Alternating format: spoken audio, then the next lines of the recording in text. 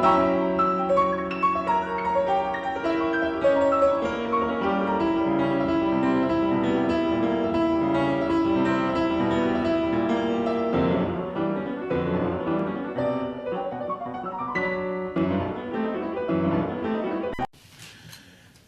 I call this meeting to order. Welcome everyone to meeting number 63 of the House of Commons Standing Committee on Public Safety and National Security. We will start by acknowledging that we are meeting on the traditional unceded territory of the Algonquin people. Today's meeting is taking place in a hybrid format pursuant to the House Order of November 15th, 2021. November 25th, 2021. Members are attending in person in the room and remotely using the Zoom application. Start with committee business, subcommittee business. So your subcommittee met last week to consider business of the committee going forward and agreed to a number of items. You all received a copy by email of the fourth report of the subcommittee on agenda and procedure. Does the committee wish to adopt this report? We have an agreement? Mr. Chair, I have my hand up. Yes, please, go ahead. And I apologize, Mr. Chair, but I'll likely have my hand up quite a bit today, so we'll just draw your attention to that. Could you read out for the committee members the subcommittee report, please? It's relatively short. I'm sorry, you want to read? I'll read it, absolutely. So your subcommittee met on Friday, April 28th, 2023, to consider the business of the committee and agreed to make the following recommendations. 1, that 5 meetings, including 1 meeting with the Minister of Public Safety, be dedicated to Bill C-20, an act establishing the Public Complaints and Review Commission and amending certain acts and statutory instruments. 2, that the members send their list of proposed witnesses for Bill C-20 to the clerk no later than Friday, May 12th, 2023. That the clerk takes the necessary steps to organize a total of 4 additional hours of committee meeting to be held during the week of May 1st and or, if needed, the following week, given the cancellation of the meetings on May 5th and May 19th, 2023. And that is respectfully submitted by your chair. So do we have agreement to ratify this decision of the subcommittee? Ms. Dancho, your hand is still up, or is it again? It's up again. Thank you, Mr. Chair. Just want to confirm that the subcommittee, just so I'm clear on the wording, it's to bring in essentially 2 more 2-hour meetings or 4 total hours of additional committee time because 2 committees or 2 Friday committee slots were eliminated. So this isn't extra meetings per se, just making up for 2 that were eliminated outside the control of this committee. Is that correct? That is my understanding as well. And in that vein, we do have approval to extend for an extra hour today. We have a potential for 2 hours on Thursday and potential for 1 hour next week, although all of that is a little blurry right now. Thursday is not on. Okay, and then just to be clear, if I may, so if as you've outlined, if that is done, then the obligation from the subcommittee is completed. This subcommittee report is not agreeing to any additional committee hours outside of what you've outlined, just to be clear. That is correct. The subcommittee agreed to 4 hours to be allocated either this week and next week, or somehow in the 2 weeks period. Okay, and this will be my last comment. I just want to underline that in particular, that we are supportive of making up for the time that we are losing because of those 2 lost Fridays, but the Conservatives are not supportive of many additional hours to make up for the fact that we have been waiting 6 weeks to see the minister to complete the consultations on the previously withdrawn amendments. So just to be clear, Conservatives are not supportive of any additional time over and beyond making up for those 2 Fridays. It is not the committee's fault that the Liberal government took its time getting to the position that we are, and the committee is not under an obligation to double up or triple up the time that we are meeting and to further along things more quickly as a result of the very long process that this has undertaken since November. That is not the fault of Conservative members, and we will not be speeding up this process in any way. I just want to make that very clear. Thank you. I'm so advised. Is there any further intervention on this matter? Is it the... Go ahead, Mr. Motz. Thank you, Chair. Can you just clarify again the times that you are thinking there might be some extra meetings? This week and next week. So But we have no dates or anything. we get an hour today. Yes. So that would leave 3 Right. further hours to be acquired as of when we're able to get them, and that requires the help of the whips and House Resources and so forth. So. Did I hear the clerk suggest that Thursday that you're planning is out? Well, I had heard previously that we might be able to get 2 hours this coming Thursday, but apparently that's not the case. So Okay. I wait developments, and we'll do the best we can to get those hours Next week. whenever we can get them. Whenever. It's going to have to be tomorrow or Thursday or next week. So I got it. No. okay. Mr. Shipley? Sorry, and I'm not trying to drag this out either, but we all have plans. We all have travel plans. We all have work plans, other meetings. I'm hearing we're not doing Thursday, and then I'm hearing we might be doing Thursday. That's only 2 days from now. Is there a possibility we're doing Thursday or not doing Thursday? Mr. Clerk, can you advise, please? Our request for sitting Thursday evening was denied, So by it's the not. services of the House of Commons. So it's in the, okay. We didn't want Thursday evening anyway. With you there. There you go. So it was And good. is tomorrow likely impossible as well? There's no request made for tomorrow, so the only options for sitting this week would be another committee to cancel his own meeting and having your whips to decides to take this slot, the times this We time. have it Friday morning at the Liberals Convention. So the other request that was made was an I was just extension. joking. Sorry. I was joking. You're trying to intrude on my committee, or my convention time, I see. I wouldn't do that. I understand. Okay, any further interventions? Is it the will of the committee to adopt this report? I believe we have a consensus. Thank you all. That being said, we shall carry on with our further business. So pursuant to the order of reference of Thursday, June 23rd, 2022, the committee resumes consideration of Bill C-21, an act to amend certain acts and to make certain consequential amendments, firearms.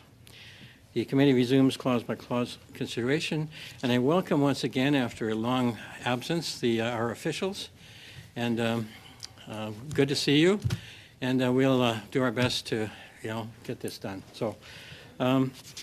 So at the point where we last engaged clause by clause, we were embroiled in a rigorous debate on G4, which has the amendment has been withdrawn, and that effectively adjourns that particular debate. So we will continue.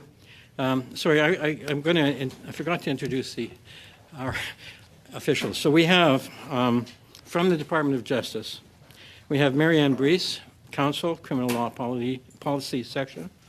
Paula Clark, Counsel, Criminal Law Policy Section. Phaedra Glushek, Counsel, Criminal Law Policy Section. From the Department of Public Safety and Emergency Preparedness, we have Rachel Mainville-Dale, Acting Director General, Firearms Policy. And from the Royal Canadian Mounted Police, we have Rob Daly, Director, Strategic Policy, Canadian Firearms Program, and Kelly Paquette, Director General, Canadian Firearms Program. And once again, thank you for joining us today, and your participation is much appreciated. Okay, so we will recommence as close as I can figure out to where we are. So you should all have received a new package of amendments. And we start at this point with G 3.1. I believe that is standing in the name of Ms. Demoff. Please go ahead. Chair, and I would like to move G 3.1, which deals with ghost guns, or 3D printed guns, as they're also known. And essentially, when G4 was withdrawn, an important part of that amendment was a change in Clause I that would incorporate firearm parts into the legislation. Why that is important is because ghost guns or 3D printed guns that rely on actual firearm parts to be usable. All members can agree that this growing issue needs to be addressed urgently. It was actually part of our study on guns and gangs that we were able to produce a unanimous report on. Many of us went to the RCMP gun vault, and we were able to see how quick and easy it is for criminals to 3D print the receiver portion of a firearm illegally. I've met with police services across the country who've told me how worried they are about ghost guns infiltrating our communities. Investigators like Michael Rowe of the Vancouver Police Service, who colleagues will remember appeared at our committee during our study on guns and gangs, and who my colleague Mr. Noor Mohammed and I met in Montreal or in Vancouver. He emphasized the need to create legislative solutions to address this gap so police have the tools that they need to apprehend those creating ghost guns. I'm just going to quote some of Inspector Rowe's testimony when he appeared at committee. And he said, for one example, one of the trends we're seeing out here in Vancouver right now is the use of privately made firearms or ghost guns. During the gang conflict, we're seeing more ghost guns, specifically in the hands of people who are involved in active murder conspiracies or people who are believed to be working as hired contract killers. Ghost guns can be 3D printed or modified from what's called a polymer 80 handgun. Modern 3D printing materials can produce a durable firearm capable of shooting hundreds of rounds without a failure. For example, one of my teams recently completed an investigation in which we executed search warrants on a residential home. Inside this home, we located a sophisticated firearms manufacturing operation capable of producing 3D printed firearms. They had firearm suppressors, and they were completing airsoft conversions, converting airsoft pistols into fully functioning firearms. So this amendment that I put forward, colleagues, is in direct response to Inspector Rowe's ask, where he said, quote, "I'd respectfully like to submit that a potential solution would be to bring in legislative remedies to regulate the possession, sale, and importation of firearms parts, such as barrels, slides, and trigger assemblies. This type of legislation would give us, the police, the necessary tools to be able to seize these items, get active enforcement action, and more effectively target the manufacturing of privately made firearms," end quote. Police services across the country are sounding the alarm on this problem, and the amendments we're introducing to address ghost guns is another reason why C-21 is an essential piece of legislation that will increase public safety. There are also many amendments coming forward that will add the words firearm part to legislation, and this will help address the ever-growing problem of ghost guns in our country. So in order to do all the other pieces that we need to do with firearm parts, we first need to pass G 3.1. So I'm asking for everyone's support on an issue that is a growing concern across the country and will actually put us ahead of gangs and organized crime, and will truly make a difference for police services right across the country. So I'm hoping that colleagues will support this. Thanks, Mr. Chair. Thank you. So we have speakers, Mr. Julian, followed by Mr. Motz. Please go ahead, Mr. Julian. Thanks, Mr. Chair. I'm just going to speak briefly because this is, I think, fundamentally important to pass, and the bill, particularly the provisions related to ghost guns and cracking down on criminals, is something that we need to move forward on.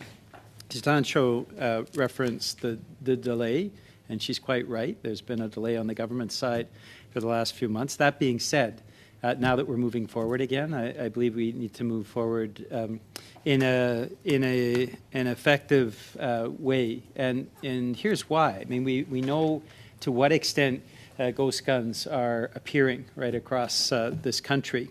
In the United States, the Biden administration has cracked down on ghost guns. In the United States, law enforcement have seized over 20,000 in the past year of illegally manufactured, untraceable ghost guns. In Canada, as you'll recall, Mr. Chair, we had the Ministry of Justice before us, and they, up until that last week when we've asked to start compiling the figures, actually don't have figures that they can share with us, but presumably the increase has been as dramatic as it has in the United States, because certainly anecdotally, in my region, in our region of the Lower Mainland of British Columbia, we're seeing a remarkable tragic increase in the number of ghost guns right across the country in certain jurisdictions, up to 10 times, even 40 times the number of seized ghost guns, untraceable weapons. So the reality of cracking down on criminals means adopting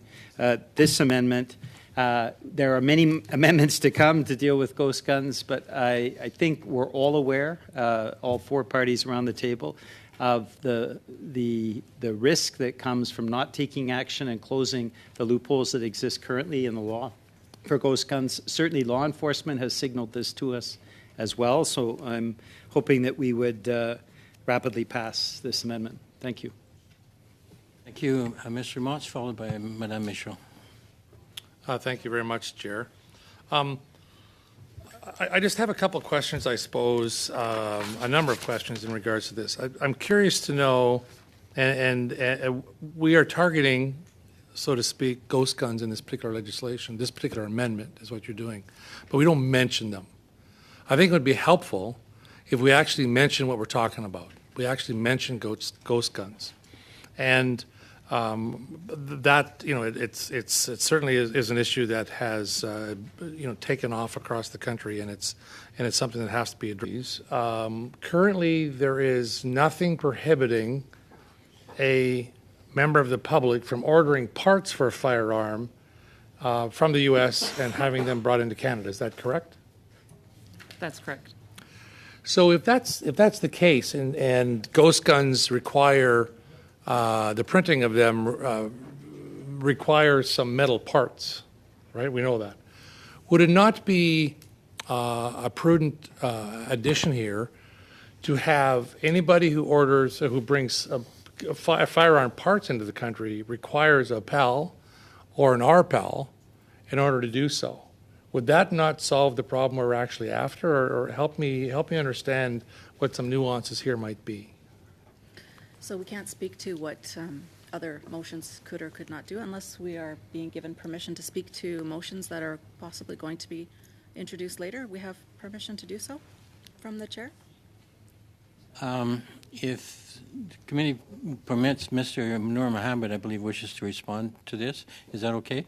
Sure. Yeah. Okay, go ahead. I'm not done my intervention, but yes, please. So I had proposed an amendment in this regard. I'm prepared to waive privilege on that specific one because Why don't you waive privilege on all your ghost guns? I'm happy to waive privilege on all my ghost guns amendments because I do think that this will All your answer ghost guns personally? Or?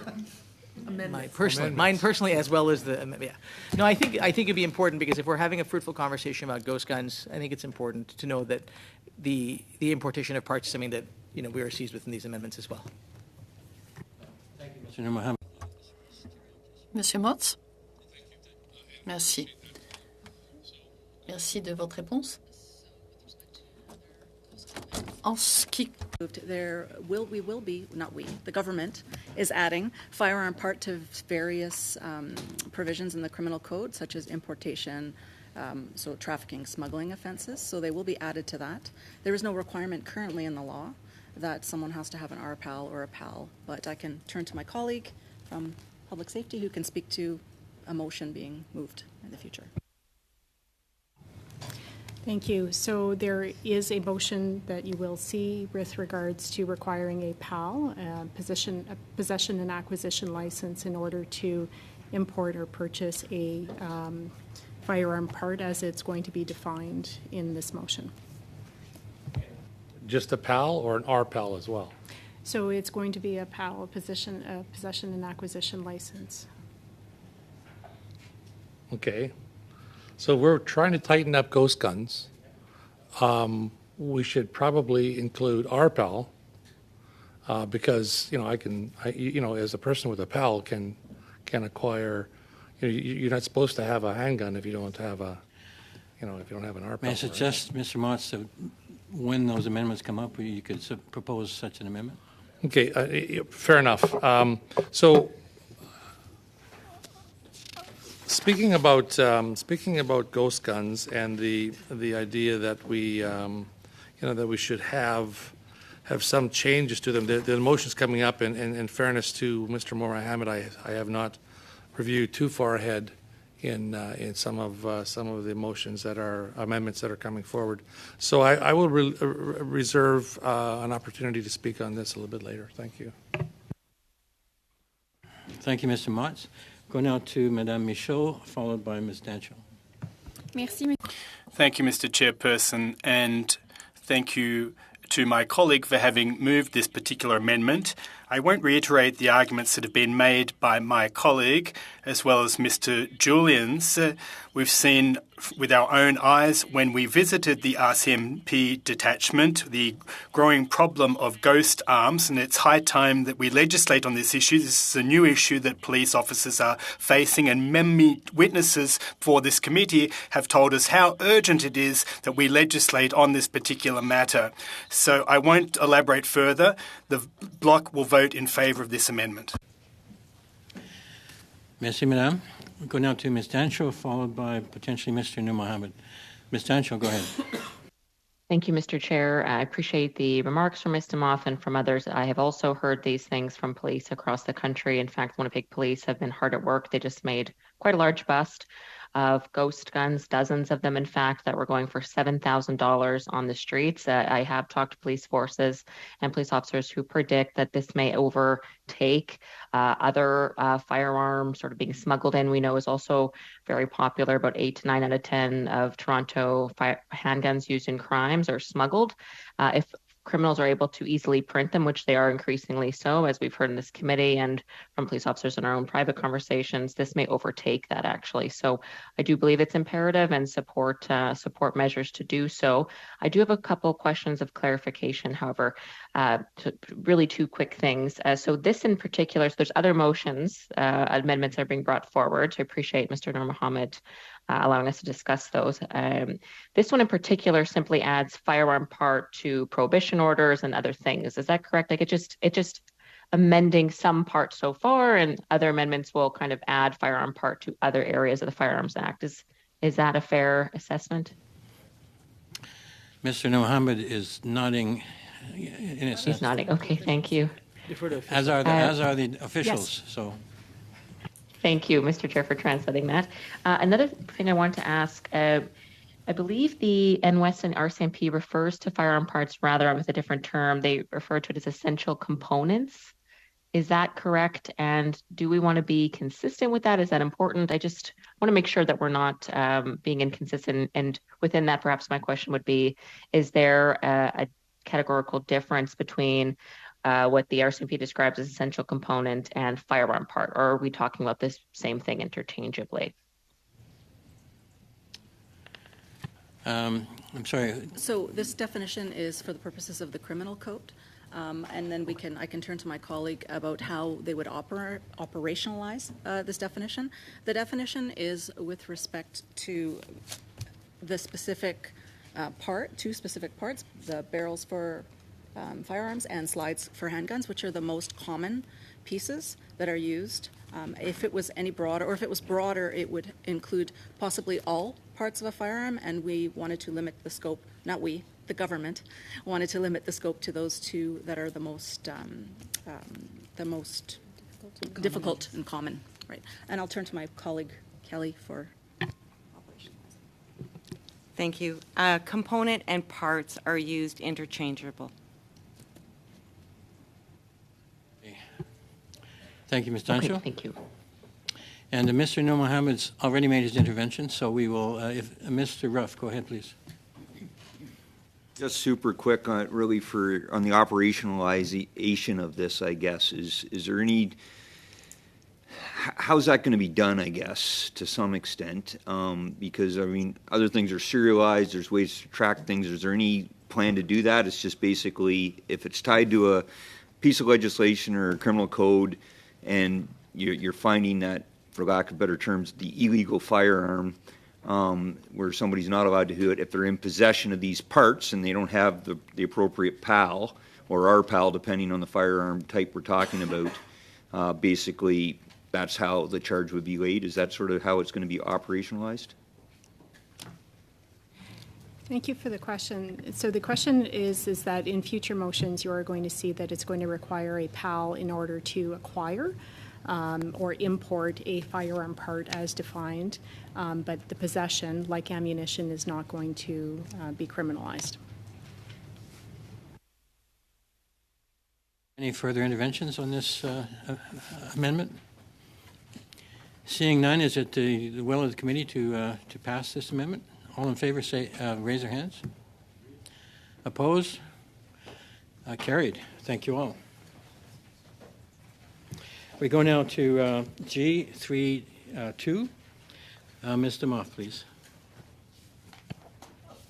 Sorry, I was hitting the button. Well, thank you, colleagues, for supporting that amendment. It was an important one. I'm hoping I will get the same enthusiasm for the next amendment.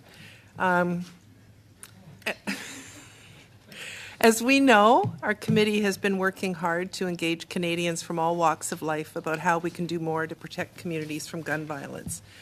When we decided to pull amendments G4 and G46, we were clear that we were committed to listening to Canadians of all backgrounds to ensure we get this important piece of legislation right. Now we've heard extensively from different experts in the field and from people representing the entire country. At committee here, we heard from and received written briefs from gun control advocates, Indigenous leaders, academics, survivors of gun violence, and medical professionals who all supported legislation to ban military-style assault weapons. Canadians support our government's efforts to ban firearms that exceed safe civilian use. Recently, our government received the final report of the Mass Casualty Commission, which examined the worst mass shooting in Canadian history. The MCC, as it's known, made a substantial list of thoughtful recommendations, including on gun control. They called on all governments to, quote, help implement these recommendations, which will contribute to ensuring safer communities for everyone. We all have work to do, and it's time to act, end quote. Mr. Chair, that's what the Liberal members of the committee intend to do, so this proposed amendment before the committee aligns with the recommendations put forward in the final report of the MCC. Today, Wendy Kukier of the Coalition for Gun Control released a statement which highlighted how impactful these amendments will be. She said, quote, no law is ever perfect, but Bill C-21 is a game changer for Canada and should be implemented as soon as possible. The law responds to most of the recommendations of the Mass Casualty Commission and the demands of the Coalition for Gun Control, which with more than 200 supporting organizations, has fought for stronger firearm laws for more than 30 years, end quote. The work of the MCC, the Coalition for Gun Control, and our committee has led to this moment. The work we will do here today will make Canada a safer place to call home.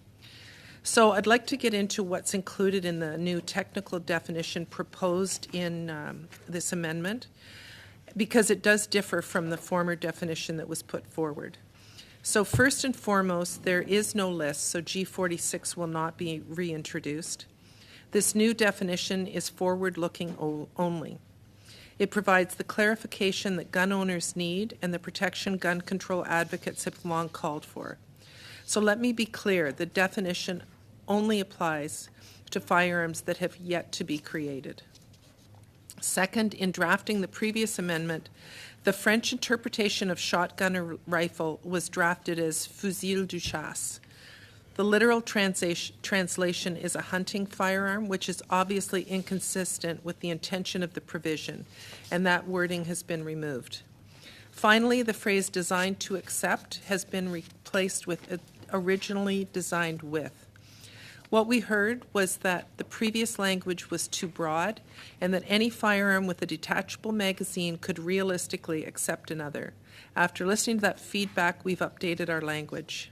So, Mr. Chair, the committee and Canadians now know how the new definition differs from the previous one. So I'd like to get into the actual technical definition we put forward. The definition prohibited firearm in subsection 84(1) of the Act is amended by striking out "or" at the end of paragraph C, by adding "or" at the end of paragraph D, and by adding the following after paragraph D. E, a firearm is not a handgun, and that I discharges center fire ammunition in a semi-automatic manner. I was Point of order. Sorry, I apologize. to Ms. interrupt, Mr. Dancho, on a Chair. point of order, please. I believe the member misspoke. She mentioned a firearm is not a handgun. I think she meant to say a firearm that is not a handgun. I just mentioned it because I know it's important that we get this on the I record, heard the same so- thing. Okay. I think your intervention is correct. Sorry, what did I say? You said a firearm that is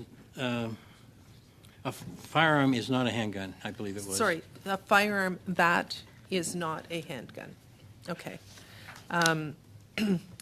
Was originally designed with a detachable cartridge magazine with a capacity of 6 cartridges or more, and finally is designed and manufactured on or after the day on which this paragraph comes into force, and then in brackets, arme à feu prohibée. So I'd like to break down each element in a way that Canadians can understand, but before I do, Mr. Chair, I just want to be very clear. In order for a firearm to be determined to be prohibited by this new definition, all 4 elements must be met. So I'll start with that the definition does not apply to handguns. Our government is already taking decisive action on handguns by freezing the market, a measure which the vast majority of Canadians support. So we know the definition is not applying to handguns. The next element is that it only applies to semi-automatic firearms that shoot center fire ammunition. As my colleagues will remember, Mr. Noor Mohammed did a Firearms 101 seminar. I won't get into all of that, but I will remind us that center fire ammunition is ammunition that is larger than rimfire ammunition. And with rimfire, it's most commonly used in hunting firearms. We also know that semi-automatic is just one action that a firearm can be manufactured with. The semi-automatic Point action... of order, Chair? Mr. Ruff, I just point want of to make order. sure if I heard Ms. Tamoff correct. Did you say Damoff, that... it's not Pam. Damoff, Pam's sorry. my first name. Sorry, Pam. That you said that the majority of hunting firearms are rimfire? Is that what you said? The most commonly found in hunting firearms. Incorrect. That's fine. Carry on. Sorry, I've got multiple people whispering at me here. So semi-automatic action, and this is quoting Murray Smith from the RCMP, quote, where much of the loading action is done automatically by the firearm. It's like having an automatic transition on a car versus a standard. It is automatically for the user, unquote. All of these actions, like a bolt action, lever, hinge, and pump, actions that require more manual effort to reload, remain unaffected by this new proposed definition. So for folks following along at home, we're talking about guns that fire larger bullets in which most of the loading is done automatically. This seems pretty reasonable to me, and it certainly does to the members on this side. The next criteria that must be met is that a firearm that was originally designed with a detachable cartridge magazine with a capacity of 6 cartridges or more. Again, for those at home, we can refer to cartridges colloquially as bullets. It's also important to note that the legal magazine capacity in Canada is 5. Anything larger is deemed to be too big and is illegal. So we're only talking about guns that fire a large number of bullets where much of the loading action is done automatically. The definition is forward-looking only. It applies only to guns that have not been invented yet. And in the amendments I submitted yesterday, I also included a provision that will ensure there's a 5-year legislative review of this definition to ensure the right balance has been struck. In summary, this definition only applies to future guns, which are designed to fire a large number of big bullets where much of the loading action is done automatically. In the words of the Doctors for Protection from Guns, these amendments are, quote, a victory for science, public health, and Canadian values. What we have before us is a reasonable and technical definition. It also, and I want to stress that, it does not take away from the firearms that were deemed prohibited in the 2020 Order in Council that banned 1,500 kinds of assault-style firearms, including the AR-15 from our country. Those firearms remain prohibited. Today, what we have before us is a new amendments, including a new technical definition which provides clarity and sets an objective standard of what constitutes a prohibitive weapon. It's a technical definition that the majority of Canadians support and was supported by the Mass Casualty Commission. I've been on this Public Safety Committee since I was elected in 2015. I've met with and listened to survivors of gun violence, domestic abuse, and mass shootings who've worked with our government to introduce legislation to strengthen gun control and enhance our public safety. That's why in my community of Oakville, North Burlington, I hear from my constituents about the need to strengthen our gun control laws. One life lost to gun violence is one too many. As someone who has advocated for 8 years for a strategy to address and prevent gun violence, it gives me great pride to be part of a government who's introduced this legislation, which is the strongest piece of gun control legislation in our lifetime. I was really disappointed to see already my colleagues across the way in the Conservative Party are spreading misinformation. Bill C-21 is a strong piece of legislation and has important aspects beyond the technical definition that I've talked about today.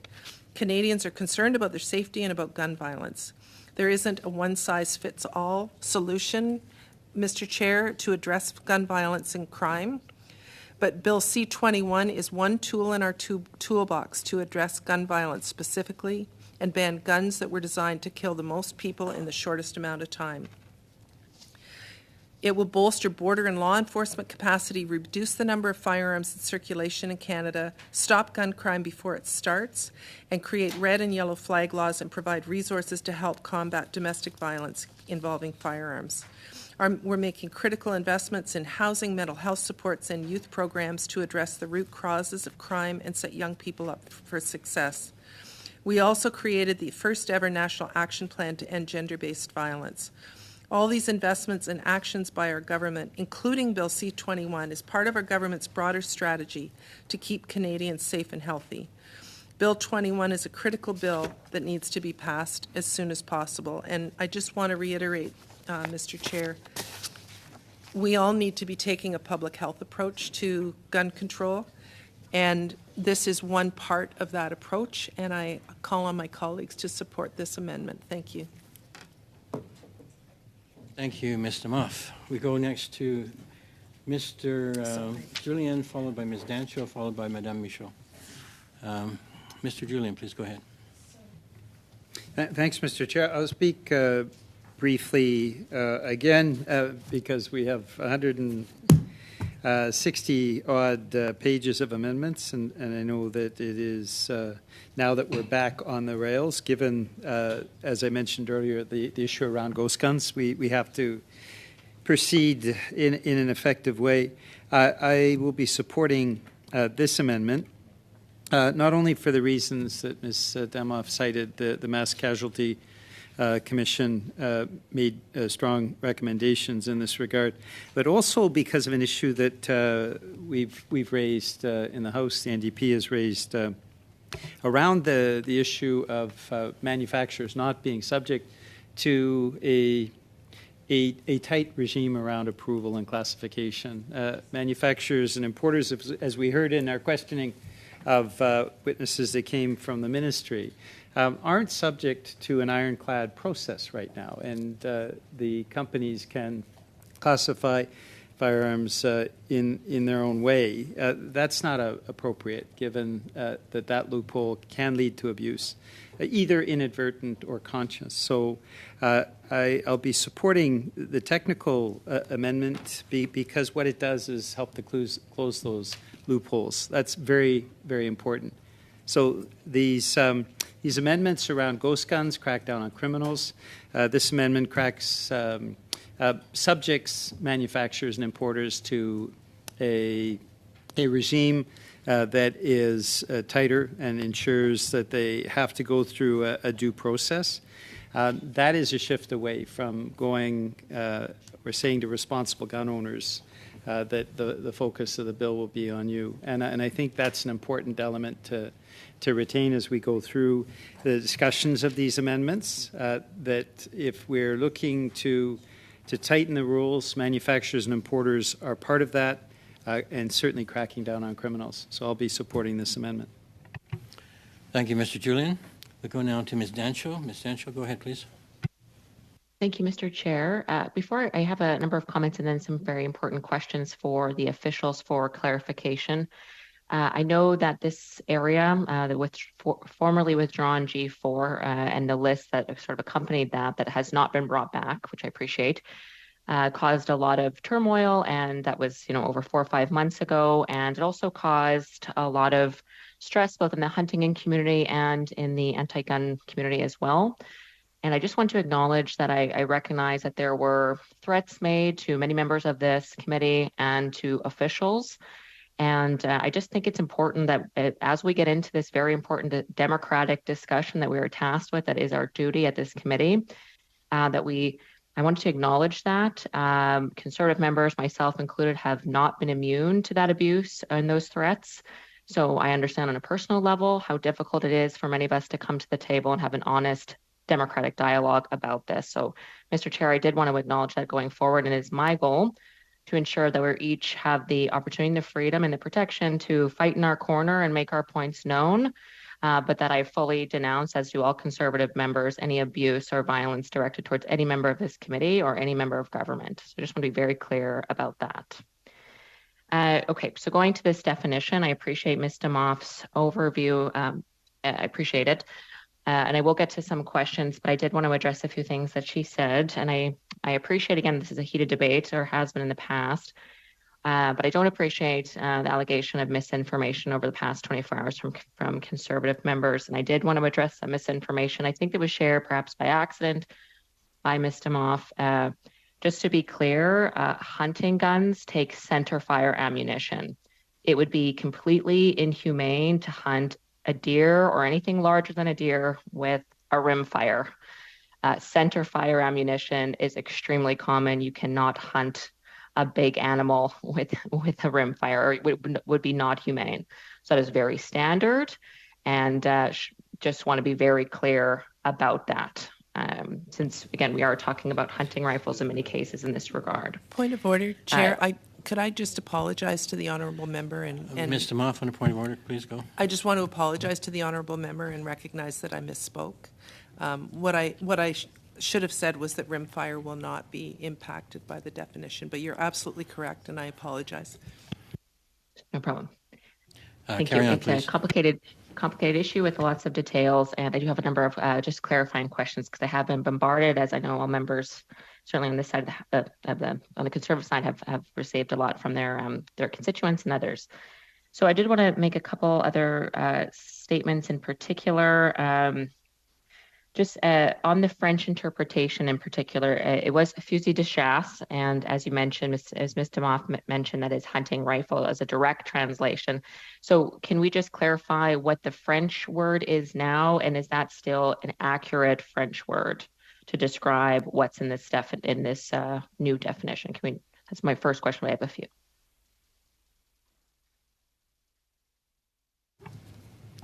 Alors, so with regards to, in English, it talks about a firearm that is not a handgun, and in French, it's a very literal translation, une arme à feu qui n'est pas une arme de poing. A firearm that is not a handgun. Okay, thank you.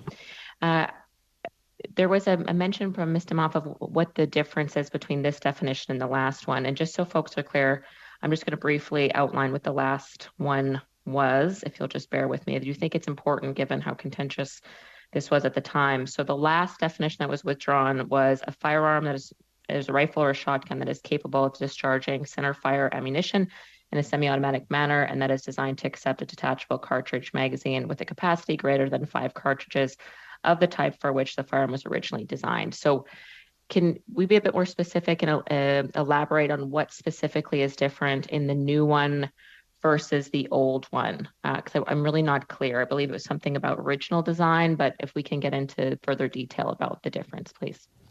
And then I have more questions. Go ahead. Thank you. So in terms of the definition has been simplified. So other than the change with regards to rifle or shotgun, that has been changed to a firearm that is not a handgun.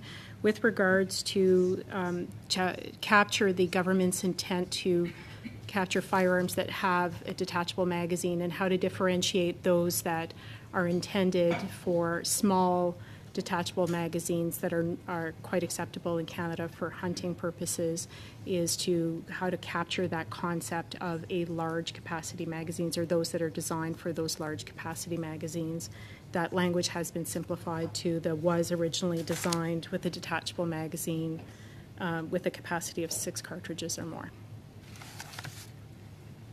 Okay, so if I'm clear then, so the original design, so if I have a firearm and I have altered it, then it otherwise would fit this definition, it wouldn't fit this definition. I hope that's clear what I'm trying to say. So if it was originally manufactured in a given way, and then I altered it, and only by altering it, it fell under this definition, the rest of it, is it then falling under this definition? I hope I hope you understand what I'm trying to say. I'm not clear on the nuance there with original versus not. For sure.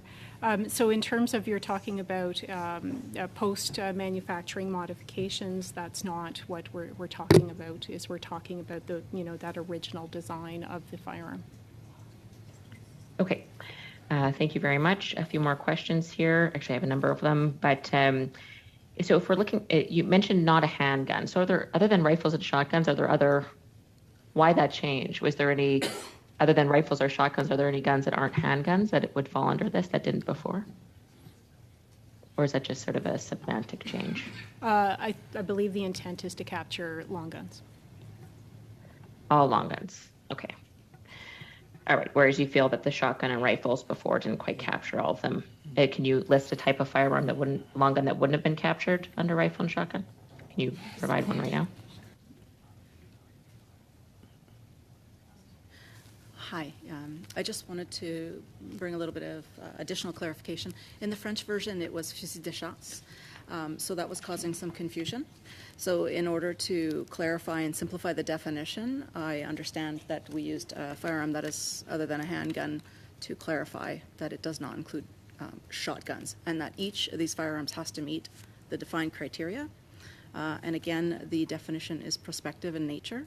So if new firearms come in the market, it would have to be assessed against that definition in the future, determining whether or not it would fall under the prohibition. Okay.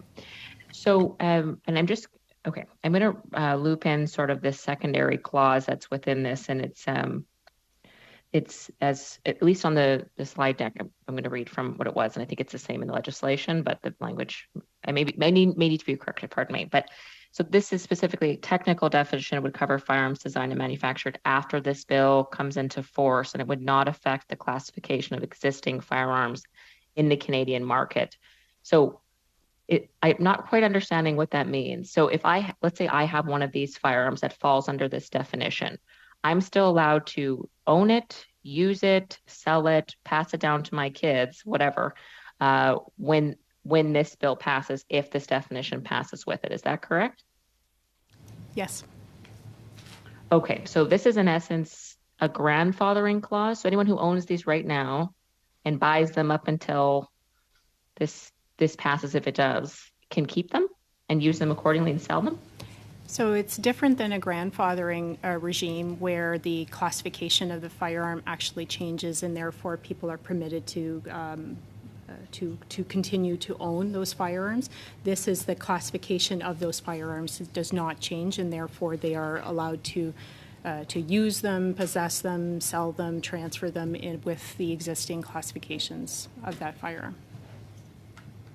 Okay, so it only impacts so when we say designed and manufactured, does that mean, what if someone is manufacturing an old design? So if they newly mint a gun that falls under this definition otherwise, but is not a new design, because there's obviously many firearms that have, okay, go ahead, sorry. So think of it a little bit like car manufacturing, is that, somebody pick your favorite car or truck or vehicle manufacturer, and they're manufacturing an old design, that's not captured. What we're talking about is new designs, new manufacturing. Okay, so if I'm a car company, and I know this isn't what car companies do, but if I design a 2019 Jetta and sell it in 2013, but it's technically the 2019 model, I'm still allowed to do that? As long as it's not changed in any way, but it's the exact same model as it was 5 years ago? That would be the government's interpretation, yes. Okay, so it has to be a newly designed and newly minted.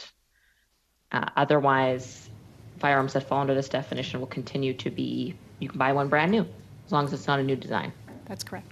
Okay, that's correct. Okay. All right, I have more questions, but I know that others do as well. So we can go to the next speaker for now, Mr. Chair, but I will have follow-up questions. I feel there will be ample time for you to ask these questions. So we go next to Madame Michaud, followed by Mr. Motz, followed by Ms. Demoff.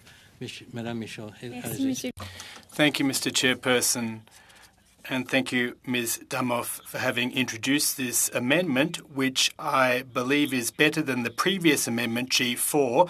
Obviously, it's not perfect. Will we get a perfect definition of prohibited arms or weapons? I don't think so, but I do have something to say about the expression fusil de chasse that we just referred to. I'm glad that it's been withdrawn from the amendment because it confused folks who thought that their hunting firearm was being directly targeted. And the same goes for the list of firearms that we attempted to reintroduce into the criminal code. It's a good idea that we're withdrawing them. Also, as far as the definition is concerned, the part on the number of joules is being withdrawn. And I'm trying to put my finger on it in the previous definition. Firearms able to shoot a projectile with over 10,000 joules energy in order to neutralize explosive devices. And part F, a diameter superior to 20 millimeters to neutralize explosive devices. I don't know whether the public servants and officials could explain to me why that was withdrawn. Does that change anything for manufacturers when it comes to developing future models? Thank you very much for your question. The 10,000 joule criteria still exists today, and it was included in the Order in Council of the 20th of May 2020, and this was done by regulation and is still in effect today. There's been no change to that. Thank you very much.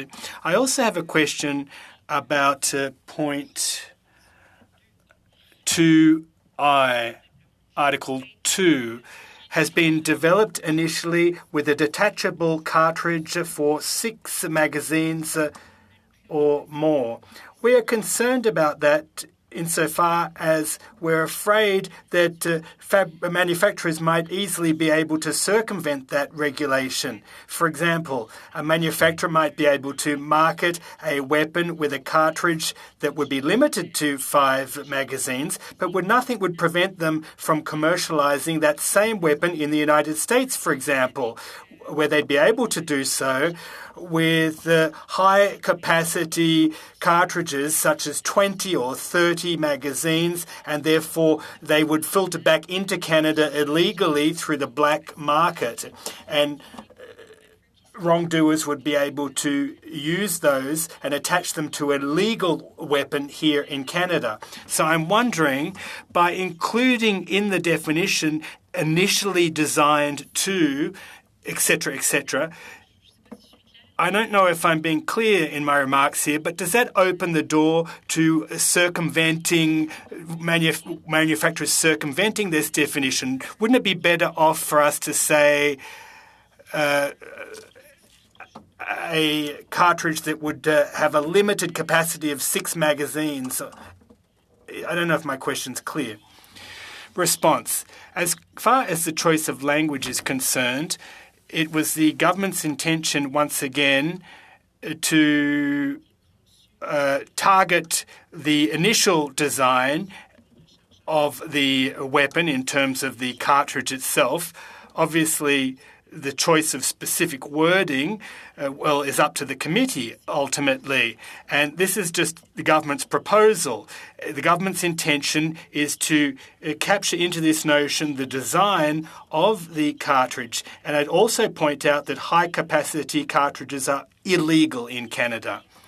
Thank you. I follow you when it comes to the legality of high-capacity cartridges, but there are cartridges that have been modified to reduce the 30 cartridges to one single cartridge, and that remains legal. The government is saying that they are relying on the recommendations on the Commission regarding what occurred in Nova Scotia when it comes to this new definition, by saying that for all intents and purposes it's quite similar. But I've noted a significant difference in the definition proposed by the Commission. There's no use of the expression originally. In English, it's originally designed, à l'origine in French. So is that substantially different in terms of the definition, that addition of originally designed, quote unquote? If it was withdrawn, would that change things for manufacturers when they were trying to comply with that definition? De notre point de vue. As far as we're concerned, it's important to capture the intention of the manufacturer in terms of the original design. But perhaps my colleague, Ms. Paquette, would like to tack on to my answer.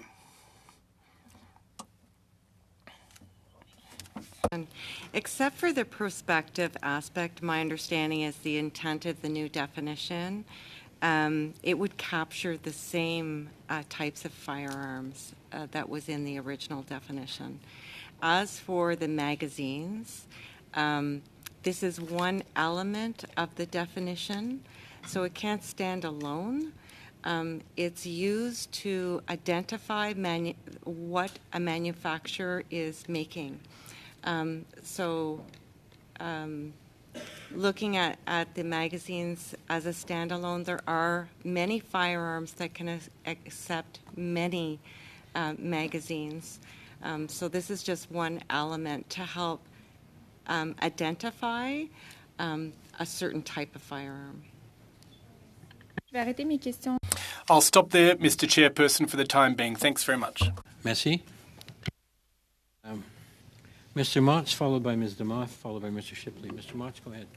Thank you very much, Chair, and I appreciate the responses. So I want to clarify just a couple things that I've heard to date to make sure that we're up to speed. One, that this new definition applies only to firearms that were manufactured, that are going to be manufactured after C21, should C21 pass and receive royal assent, then it becomes anything manufactured after that. Is that correct? It would be after the paragraph comes into force. After the paragraph comes into force. That's right. And when is the paragraph going to come into force? Royal assent. Thank you. I didn't think I was losing my mind there for a second. Sorry. It's possible. But the other thing you mentioned, and again, I'm still trying to understand. I guess my mind is going back to existing firearms on the original design, and your definition with original design goes to new firearms. And I think, as Ms. Paquette, you had just indicated, there are many firearms that are manufactured, both have been for decades and could be again in the future, that have the ability to receive different size magazines over the capacity that's legal in Canada. That's correct, right? Yes. Okay, so if I'm projecting forward, then, so we know that magazine capacity of 5 for these type of firearms, anything over that is prohibited in this country already, correct? Right? So what we're saying then is if there's any firearm that's manufactured after this paragraph becomes royal assent, it receives royal assent, then that firearm should not be capable of receiving a magazine larger than 5. Is that what you're saying? So there's a difference between the design of the firearm and then the magazine that is, you have to kind of consider those as two different Yes. concepts in terms of the capacity of the magazine and how you can convert it according to Canadian regulations. And then the firearm in terms of the design about what it's willing to accept. Those are two separate concepts under the Canadian Criminal Code and the Firearms Act. Yeah, I'm very aware of that, but I guess what I'm looking for is just for clarity. So right now in Canada, our law allows center-fired long rifles, which when we're talking about here as a firearm that discharges center-fire ammunition in a semi-automatic manner, we're talking about hunting rifles and shotguns. And so when you're looking at this design, you have current firearms right now that are hunting rifles and shotguns that are center fire and accept a magazine that is 5 rounds and can accept a magazine larger than that. However, we all know that larger than that is illegal. The magazine is prohibited. So that device is prohibited, right? So we're basically back to exactly what we have today, that a firearm originally designed with a detachable magazine with a capacity of 6 cartridges or more will be prohibited, which is what we have today. Yeah. Just to add a little bit of clarity, the original design is really looking at the specification of that firearm. So within that original specification of the firearm, the manufacturer, the designer will indicate the intent and what magazines were intended for that firearm. So it could identify a 2 and a 4. It can identify many. Sometimes it'll identify 1. It doesn't mean that there's no other cartridges for that firearm. And this element of the definition is really to look at the intent of the manufacturing of that firearm. So in that specification, was it specified for a 20 round? Regardless of whether it could take a 2 or a 4, what was the intent of the specification? So that's my understanding of the 4th element in that definition. Okay, I appreciate that response. Those of you who are legal counsel and help write this legislation, is there a way that this could be written to make it any clearer or any cleaner?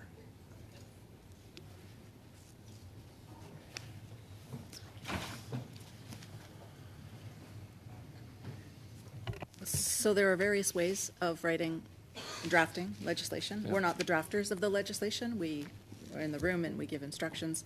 But to say it should or should not be a different way is speculation, and we can't answer that. No, I'm just wondering whether there's, and I appreciate the response, it's not really what I was asking. I'm asking is, so if this is going to be a point of confusion for manufacturers, potentially, I don't know if it will or not, or firearm owners, because it doesn't apply to firearms that exist on the market today and are in possession of lawful all gun owners today. It only applies to those that are manufactured at some point down the road that the Canadians would buy. So again, it may be a question that doesn't really have any impact, but I'm still curious to ensure that the specifications you refer to here are not confusing, and it doesn't cause some of my colleagues around the table who have suggested that the manufacturers might be prone, and I disagree with the assertion, but they're prone to potentially circumvent the law and the rules around the manufacture of firearms. And are you comfortable that this definition will satisfy any confusion that the manufacturers would have? So the drafting of the provision meets the government's intent in what is proposed to the legislative process, to members of this committee and the Parliament. Okay. Fair enough. I have just a couple more questions. So again, to review, this does not apply to bolt action or lever action. It's only semi-automatic. It's new designs, new manufacture after this is passed. It does not include any hunting rifle or shotgun that it currently exists on the market today, save, I suspect, all of the guns, the 1,500 or 2,000 that are listed in the Order in Council of May of 2020. Is that correct? So all of your questions with regards to, I'll stop all of the ones before the May 2020 OIC. So yes, yes, yes. And then with regards to the May 2020 OIC, there is no change whatsoever that is going to be impacted by this definition. In fact, anything that is on the market today that would meet this definition is not impacted by this definition. There is no change of classification proposed as a result of this definition. Okay, so I appreciate that answer, but so I'm asking probably an obvious question. The Order in Council stands as is. Yes. Thank you. Those are all my questions for now. Chair, reserve the right to come back. Thank you, Mr. Motz. Mr. Moff, followed by Mr. Shipley, followed by Ms. Dancho again. Mr. Moff, please go ahead. I don't need to ask it now, Chair. It was about the Order in Council, and Mr. Motz actually asked it. Very well. We go now to Mr. Shipley. Thank you, Chair, and thanks to everyone for being back again here. We're talking about C21. What a pleasure. I have to start off with making some comments about my colleague across the table, Ms. Damoff's opening remarks. Ms. Damoff, we've had a nice working relationship, I believe, up till now, and I don't think I'm an ultra-partisan guy.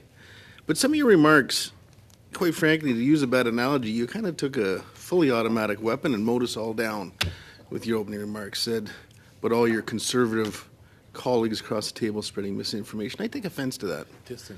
Disinformation, dismiss, I don't know. That's all you guys ever use is those two words. I mentioned it many times. If you could show me an example where I've even spoke about this since you brought up these new amendments, we can have that discussion. But I haven't. So you can't blanket everyone.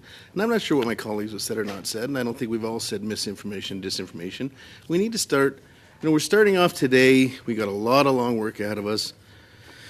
To have the very opening remarks be so partisan, I find it a little bit objective, Ms. Damoff. And I don't think that was really a great way to start this tone as to where we were heading on this. So I just wanted to clear that. And you mentioned that you've been on this committee since 2015 and how your residents have called on you to enforce stricter, I don't want to paraphrase, but I think you said stricter gun regulations. And it's your party that's been in power for 8 years. I mean, you've had 8 years to correct things. I'm hearing day in and day out, not just from my residents, that things have gotten a lot worse in 8 years. So now to sit here today and make it sound like you've done so much over 8 years, it's gotten worse across Canada as far as I'm concerned, and the stats I think go to show that. So I'm sorry to have to start off, making this about you and I having a discussion, but you kind of started it, Ms. Damoff, and I just took offense to some of your comments, and I wanted to feel a little better about getting them off my chest. So what I really want to talk about with this new amendment is the fact that I hope, maybe we can all agree that the original G4 was a problem, was probably written poorly, caused some issues, and I know there's been a lot of time for your party to go back, and there was some consultations done by your minister. I'm sure you guys have had lots of meetings about this. To now see this new clause that's come out, quite frankly, it's just so vague. It's just so poorly written. Clause 2, specifically, from someone who's been in design of product for over 25 years, to word something that says was originally designed with a detachable cartridge magazine with a capacity of 6 cartridges or more, that's so vague. You could drive a dump truck through that wording. You've had this long to come up with what you are really trying to do, and that's the best wording. I think some of my other colleagues have mentioned it too. It doesn't even make sense. I mean, originally what? Is that from a CAD design? Is that from when someone originally started the first plans? I mean, it's just vague. It just really doesn't make any sense. So I guess I could ask the staff that are here today. My colleague, Mr. Mott's, kind of touched on most of the questions I had about that second one, but I mean, I have no idea what originally designed means. That could mean just about anything. Does anybody want to jump in here and tell me how they can possibly say what original design means? So I think the intent of using originally designed is so that it doesn't capture the aftermarket magazines. Because there could be firearms, right, that are not originally designed with a certain magazine, but then there could be a magazine that comes out in future years that also fits that firearm, or that is made for that firearm. So it's the word originally is so that you don't start capturing those aftermarket magazines. Well, agree, but again, and I'm not here to nitpick this apart because, I don't want to do the job for the government and correct their legislation on this one. But, I mean, originally designed, you could have two sets of CAD designs going through an operation at the same time. One's dated 5 minutes before the other one. That's the original design. It just doesn't make sense. So that's what I'm trying to say.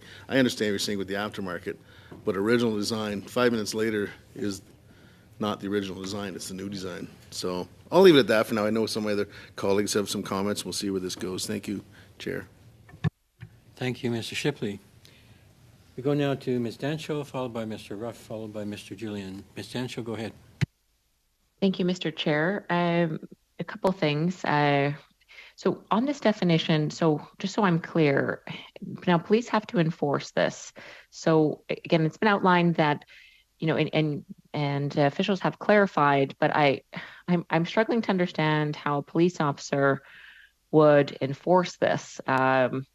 Assuming that the Liberal government, after 3 years, does eventually get its confiscation regime going, and a number of these firearms are apprehended, I'm not clear how an officer is supposed to know if something was newly manufactured. I mean, going back to the car analogy, sometimes a 2022 model and a 2021 model are only a little bit different. So has there been any thought or discussion with police of how they would determine if a firearm is prohibited? How are they supposed to know that one is newly designed after this comes into force? Can you elaborate at all, or perhaps it's too abstract? But I'm just not clear how this is actually enforceable.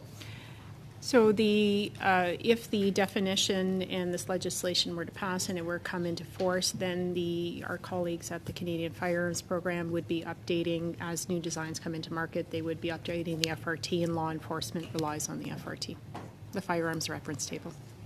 Oh, I see. So they wouldn't be, so if a manufacturer or someone orders one from the U.S., it would be stopped. The FRT would stop it from coming in or would prohibit it from being sold legally. Is that correct? Correct. Okay. So it's up to the FRT basically to know these differences if something is newly designed versus an older version. The FRT has that responsibility. Is that correct? So the FRT is not a person, or it's a table, it's a thing. Right. So, but the people who are responsible for the FRT, I suppose. Yes, the Canadian Firearms Which Program. is the RCMP, is it not? That's right, and colleagues at the Canadian Firearms Program. Okay. But is that not the case right now? Then, I mean, with prohibited firearms, using the FRT, the RCMP does not allow the sale of prohibited models of firearms right now. Is that correct? So there is, yes, that is correct. When the information is captured within the firearms reference table, but currently not all firearms in Canada are captured in the firearms reference table. But when they are, yes, we use the specifications to update and create a record. Why are all not captured right now? Is it sort of, it gets into market and then it's added to the FRT, or? It's based on the classification regime. Currently, we don't have registration for non-restricted firearms. So when that registration was removed for non-restricted firearms, there was no mechanism for the consistency of updating the firearms reference table. So you will find that we're behind in some of the non-restricted firearms as we see them out in businesses. We update, we go to trade shows to try to see what new firearms are entering the market, but it is possible that we do not have all of the firearms within Canada in the FRT. Specifically, though, only non-restricted. The ones Restricted that would be, right? Well, there are some instances where there have been some mistakes where businesses have thought, based on the definition in the criminal code, that the firearm met a non-restricted definition, but after our review, they either were linked to an OIC or there was just some errors in that, and they actually were restricted or prohibited firearms.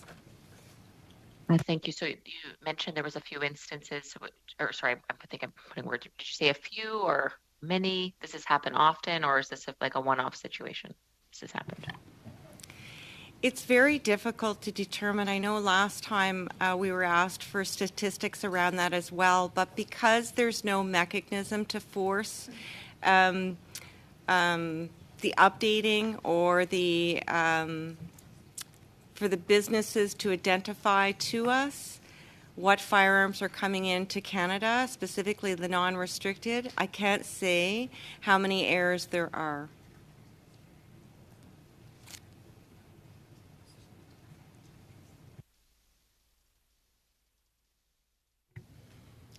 Ms. Dancho? I think Ms. Dancho has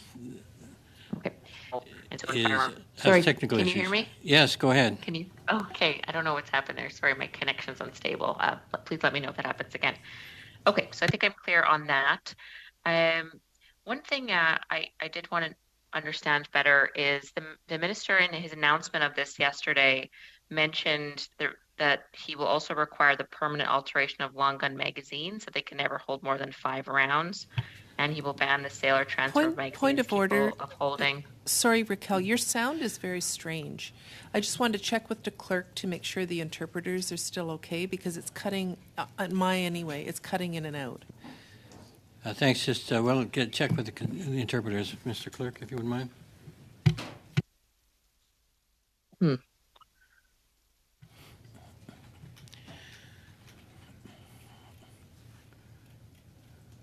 Yeah, my internet connection is strong again, so it should be okay. I'm using the updated headset. No blizzards in Manitoba today? You know, it's a sunny, beautiful day. I wish I was outside, actually. Okay. We're good? How is that now? Is that better? I think it's good, so let's carry on. Okay. Sorry. Okay, my question is, I'm not clear if this definition, if I'm not understanding this definition fully, because the minister did mention when he was announcing this yesterday about a large capacity magazines. And I'm just wondering if this is somewhere in this definition, and just to be clear, what was provided to, I believe it was MPs and media and the others, it was that he will require the permanent alteration of long gun magazines so they can never hold more than 5 rounds, and ban the sale or transfer of magazines capable of holding more than the legal number of bullets. So is that in this somewhere, or am I not seeing, where is that mentioned in these amendments? Or is it in future ones that we can't talk about yet, or can we get an answer on that? Thank you. So that part of the minister's announcement, and I would refer you back to the news release, is outside of the bill. These are other measures that the government would bring forward, intends to bring forward, and that's outside of the scope of this bill. Okay. But I'm just not clear about, so that doesn't fall under this definition then. But if we're talking about permanently altering, which is the verbiage, that exists right now for 5 rounds. Magazines they have to be pinned, so to speak, at 5 rounds.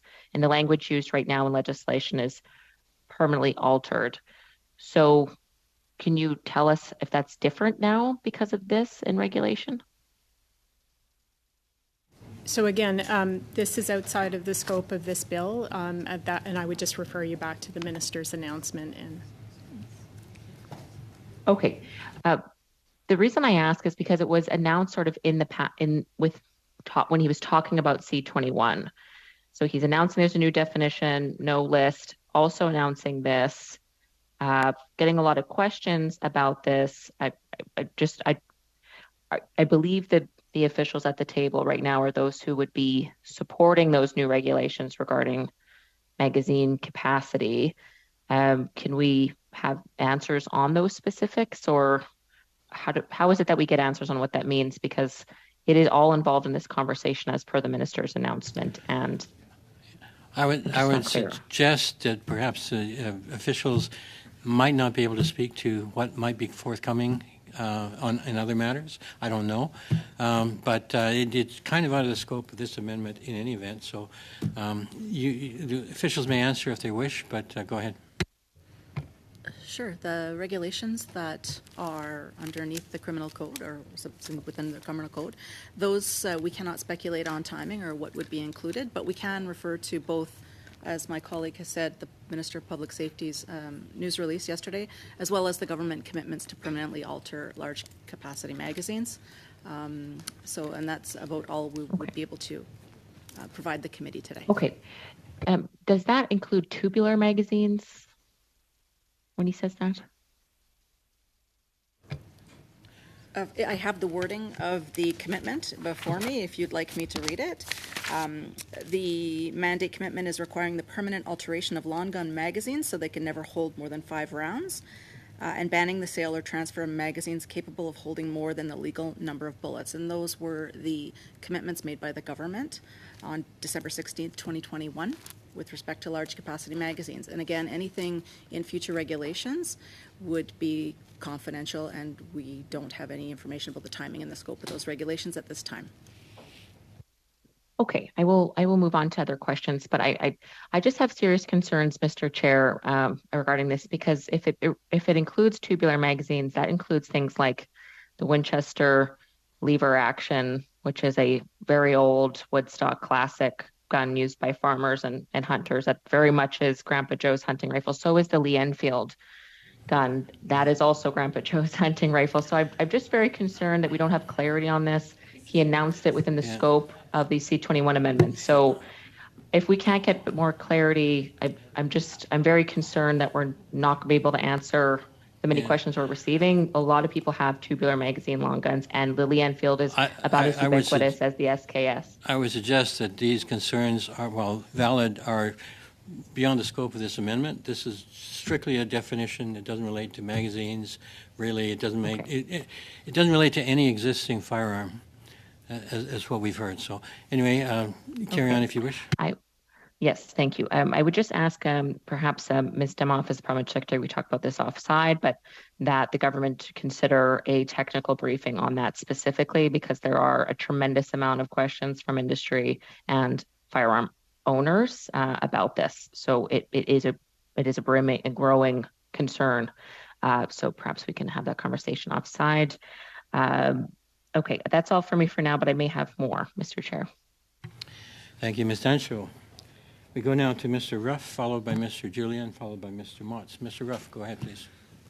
Thanks, Chair. Look, I got a couple things, and it's more for the Parliamentary Secretary, so I don't mess up her name. In your opening remarks, you made a couple of caveats or comments. The majority of Canadians support this definition. You talked about the consultation process. So 2 questions really for her is, how do you know this? Do we have any data or evidence that the majority of Canadians, could we get that tabled here so we understand where that evidence is?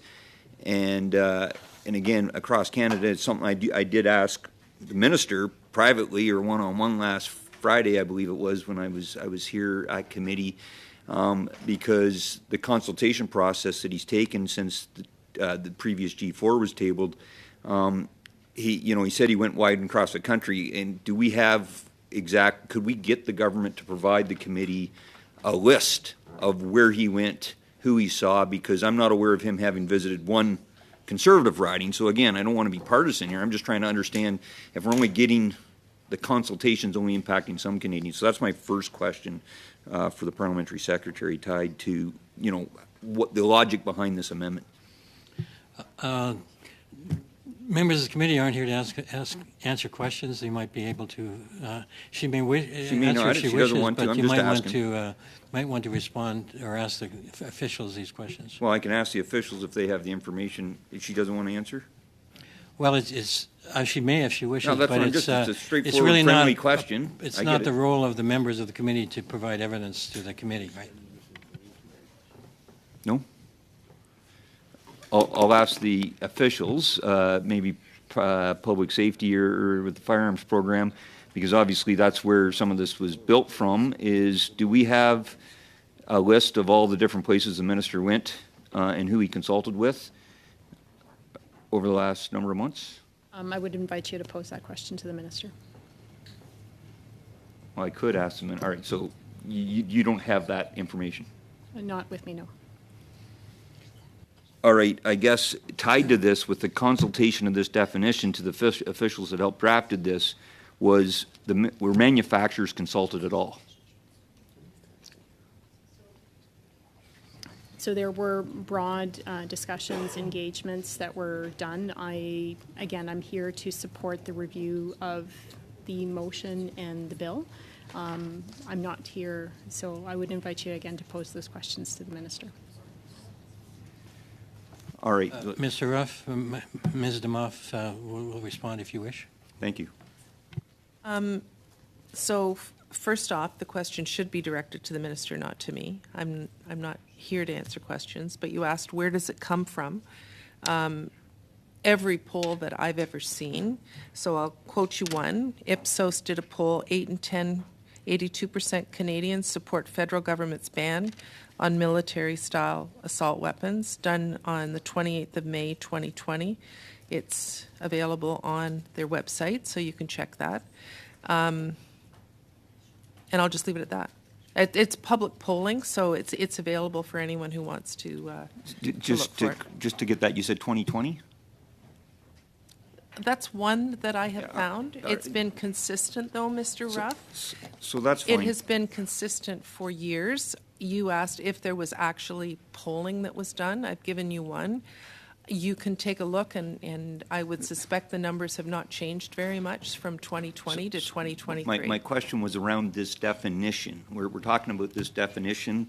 Military-style assault rifles is not this definition. This is redefining what a prohibited firearm is.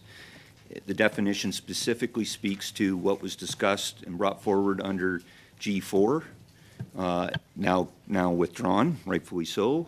We now have a new definition for a prohibited firearm based on, as the minister announced yesterday, and as these amendments that were moved today by yourself, and I'm just asking for the consultation because that's exactly what you stated. So that's fine. We don't have it. I just sort of wanted to get that clarified, and specifically back to the officials.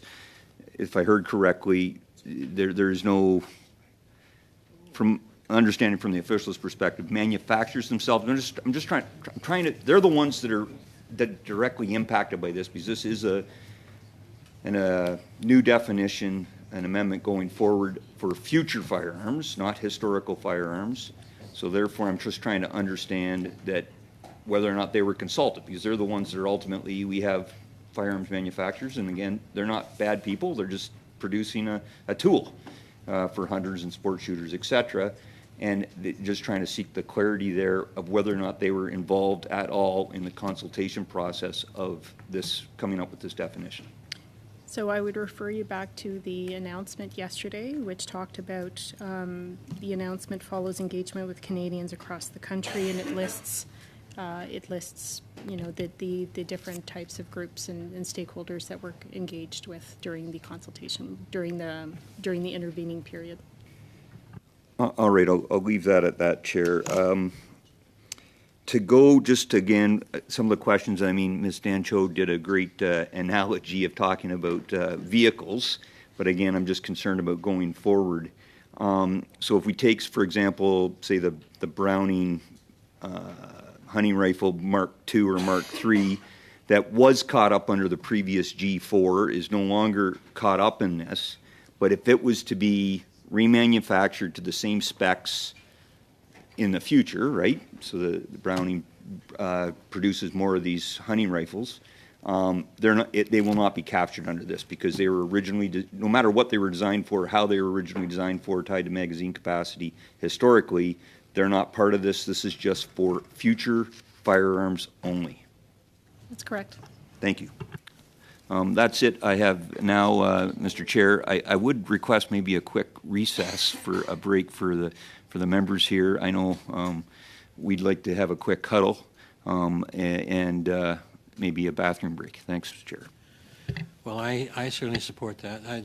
Is it okay for the committee to take a 10-minute break? Okay. We are suspended for 10 minutes.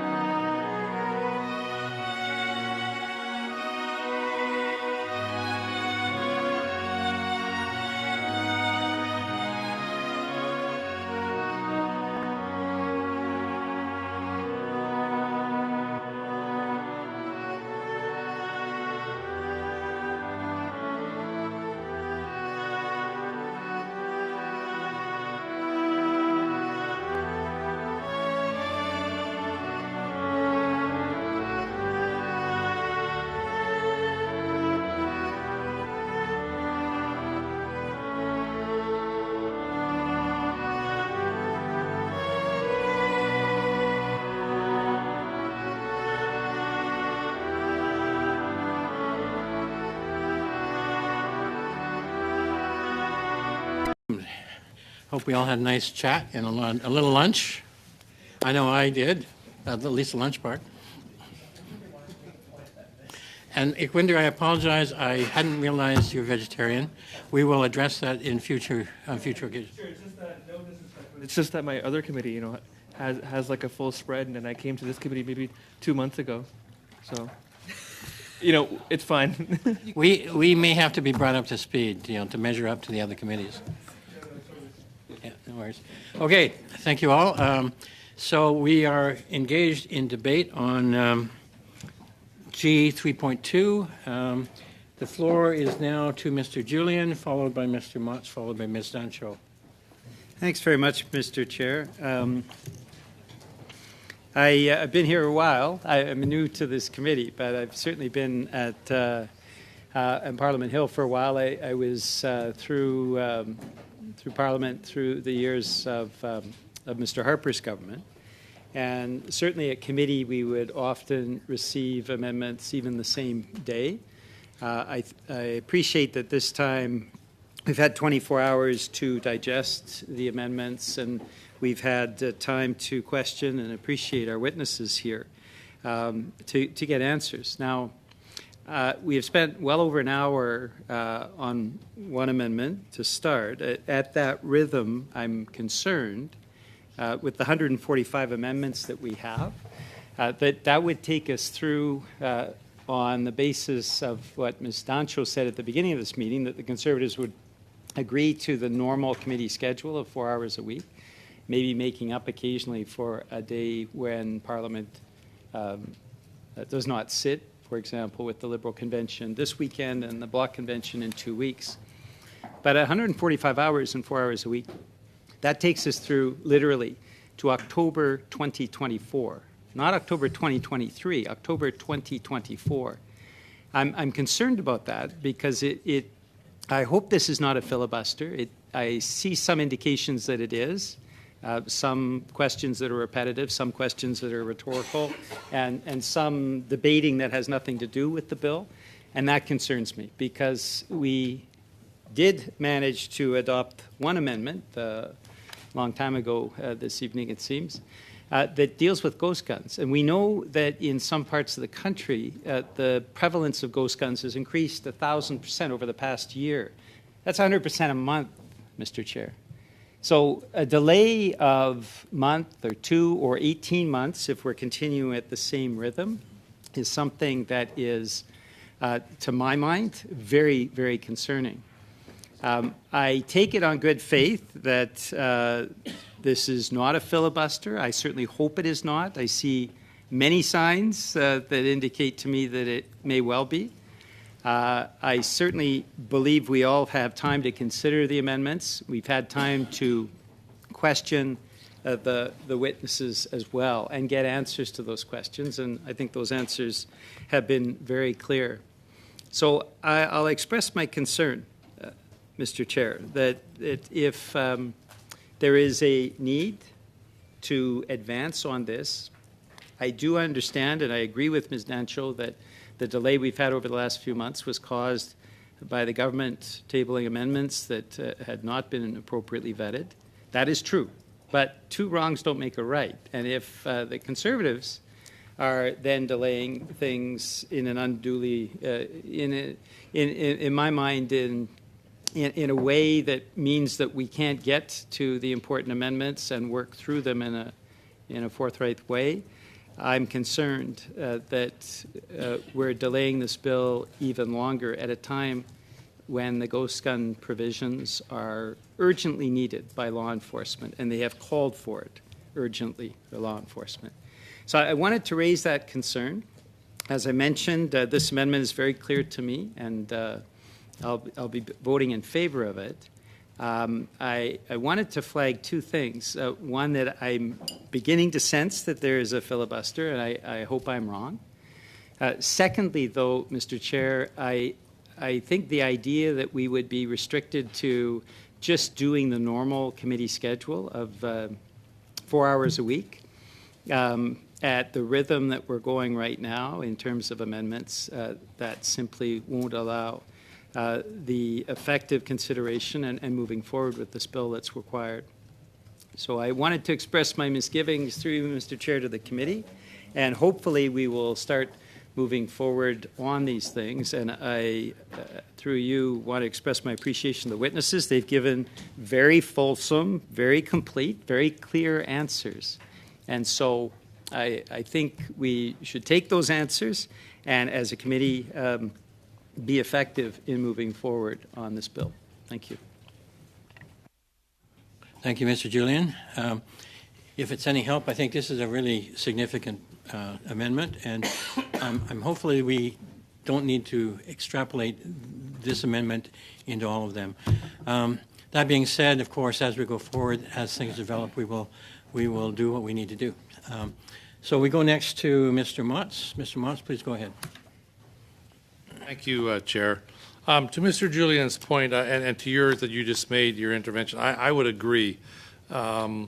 I would think that because of the importance of this particular definition and the impact on this bill and the impact on law-abiding firearms owners in this country and manufacturers, the entire industry, if you will, this is something that we have to, go through with some vigor and discuss all aspects and understand it completely. So the suggestion that because we're taking a long time on this particular amendment, that this is how it will be all the time is simply untrue. And I think we can be quite judicious on some of the other amendments moving forward.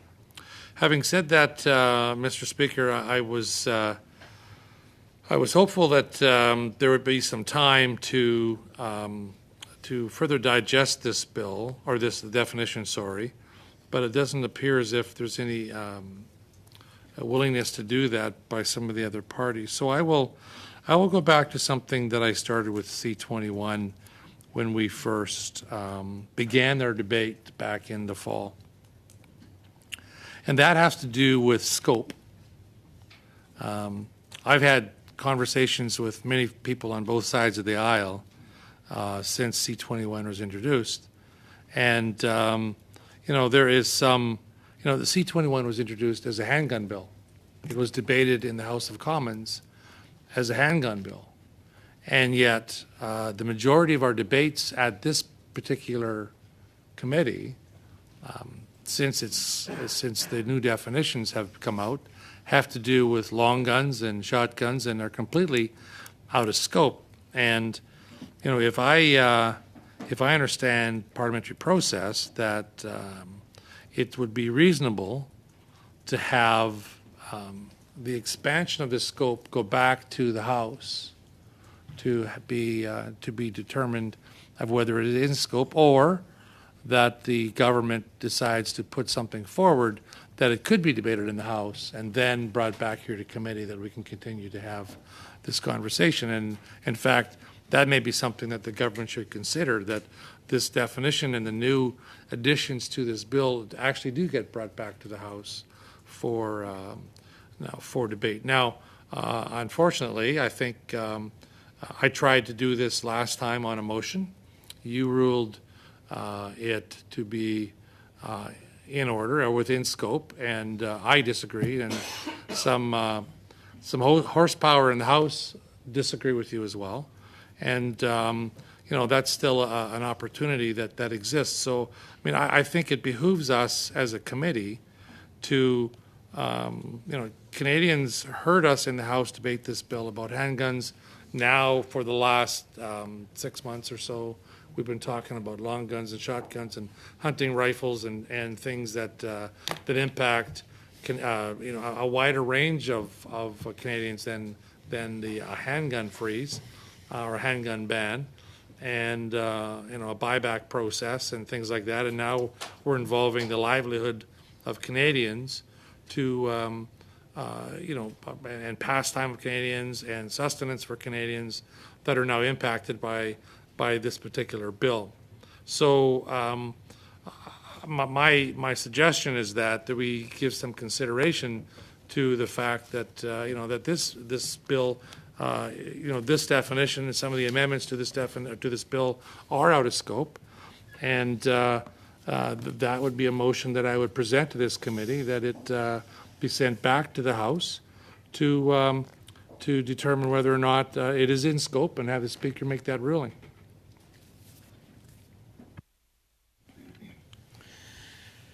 So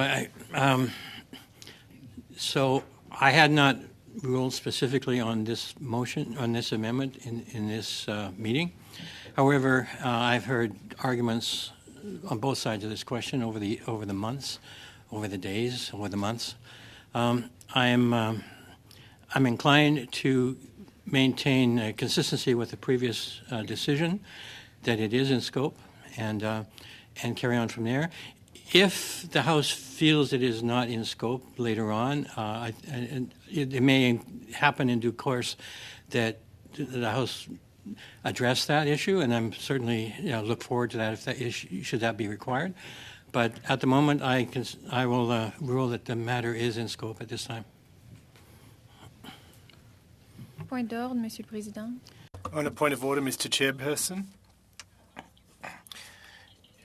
Regarding what you just said, what would that mean if we were to do clause-by-clause consideration of the bill, that we finish the study and then the Speaker of the House says that it's out of scope in relation to the bill? What would occur at that point, if you could help me understand? We're a little out of my area, but Mr. Julian might be able to respond to that. My belief is that before that should happen, the House would take action. And the House leaders have considered this, and they will take action to bring it into scope explicitly.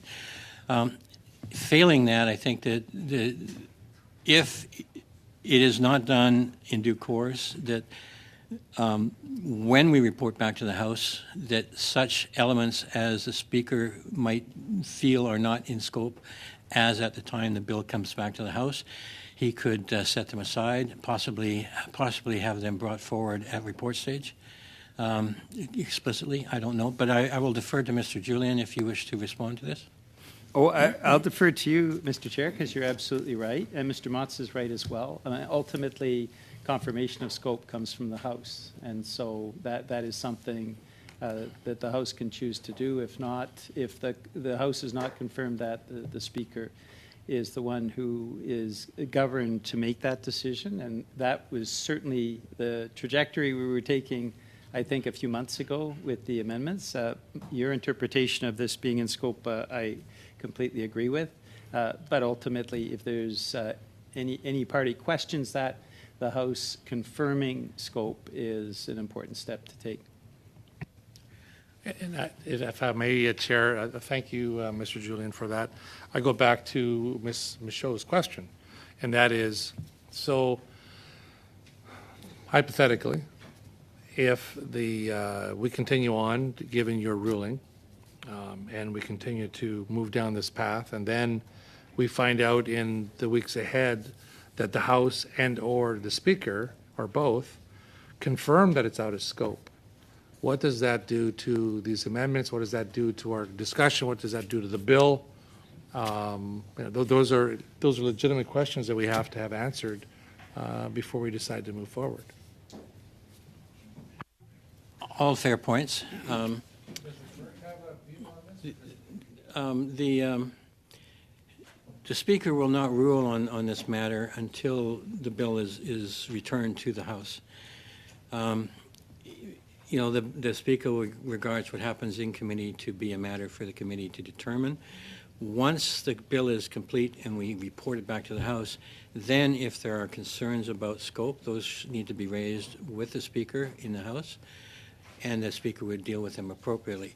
What appropriately means, I think, if he felt that at that time there were aspects that we passed that were in fact out of scope in his view, I believe he would back out those provisions. He might require them to be voted on at second, explicitly at report stage. Mr. Julian, go ahead. You're right, Mr. Chair. We saw this under the Harper government, I believe, a number of times, where ultimately the House confirmed the scope of bills while the committee was working through amendments. I'm certainly hoping it's not going to take us 18 months to work through the amendments, which is the schedule we've sort of set up today, but I hope to be profoundly wrong in this regard. So that being said, the Speaker would not rule until there is a committee report when we have finalized the clause-by-clause amendments. The House can choose during that period to confirm scope. So I think it's a bit of a premature, it's an important discussion, a bit premature, because we have just started clause by clause again, and we've got, according to my schedule, a heck of a lot of hours to go. But the Speaker's ruling would only take place after we report, as you've pointed out, Mr. Chair, and the House can choose in the meantime to confirm scope, which I think is quite possibly a very likely outcome. I have been advised by the legislative clerk here, who has done phenomenal work in taking these amendments that came in yesterday and over the last few days and putting them together, so thank you for that. Anyway, in terms of my thoughts that if they were felt to be out of scope by the Speaker, that they could be dealt with at report stage, that's not the case. They would just be pulled from the bill at that time. Okay? Any further discussion on this point? Mr. Motz, go ahead. Oh, sorry, I apologize. We'll go to actually Mr. Moff on this point, followed by Madame Michaud. Mr. Chair, I've been on the speaking list for quite some time. I thought that I was after Mr. Motz.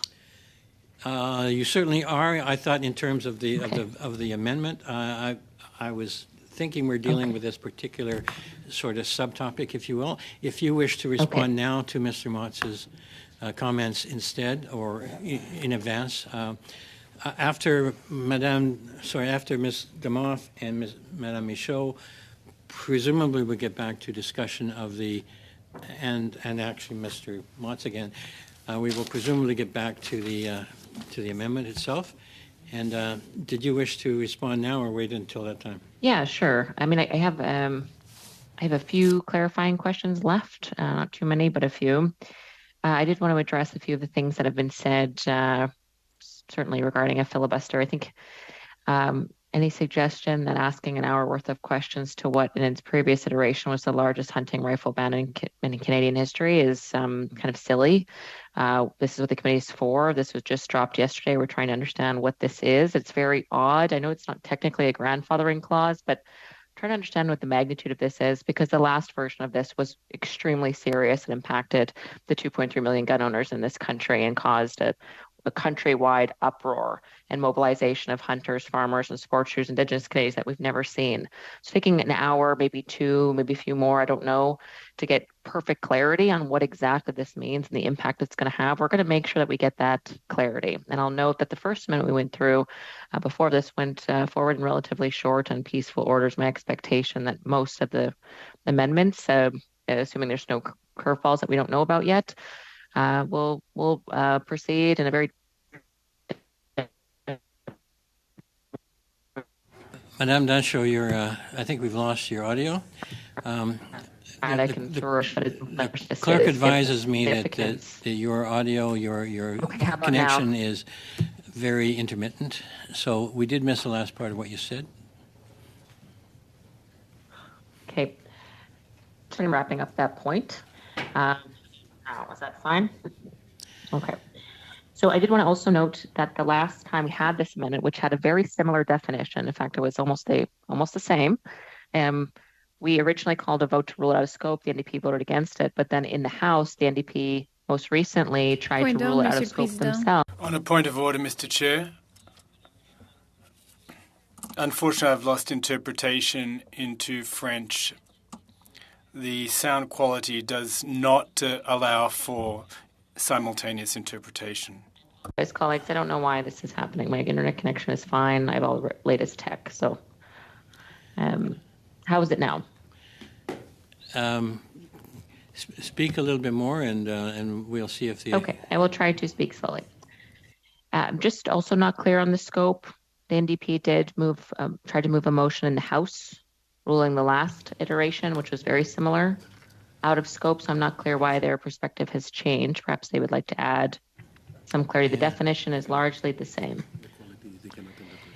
That they believed was out of scope. I'm sorry, the quality of your sound is inadequate for interpretation. But I would say, in response, if I may, that this is not the same motion, the same amendment.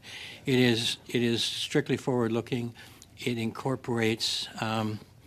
It's strictly forward-looking is the bottom line, and incorporates. Mr. Chair, the definition of what they're looking to ban forward-looking is the same. Point of order.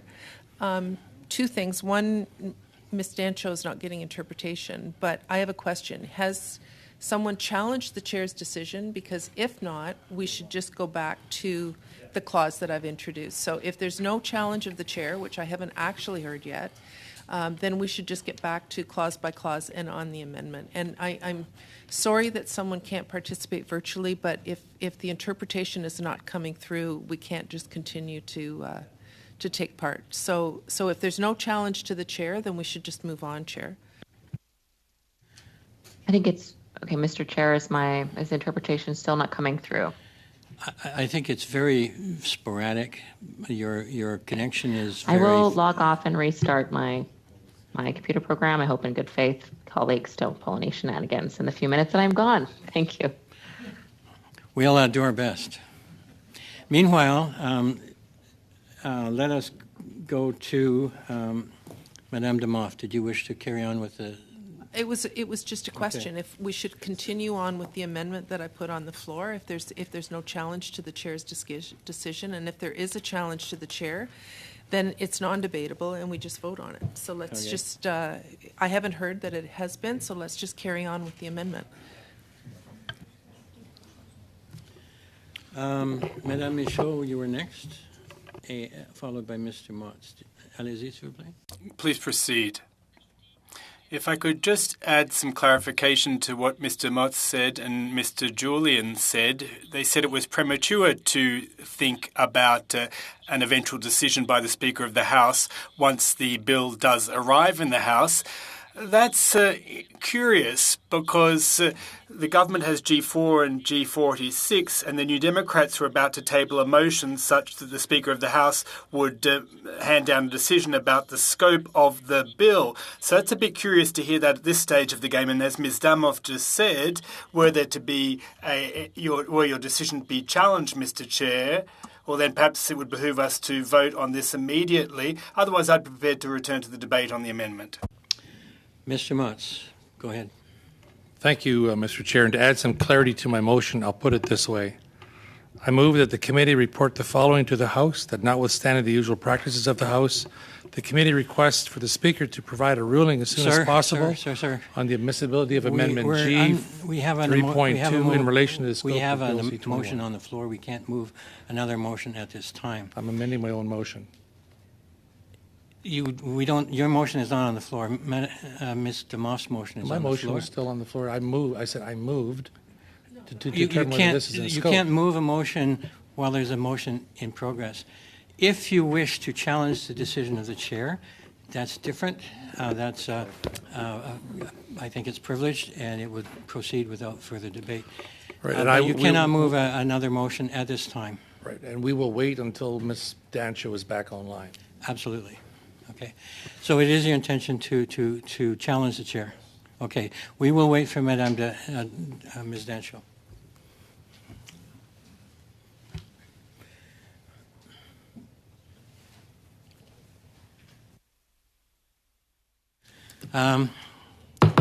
We'll suspend until Ms. Dancho comes back online.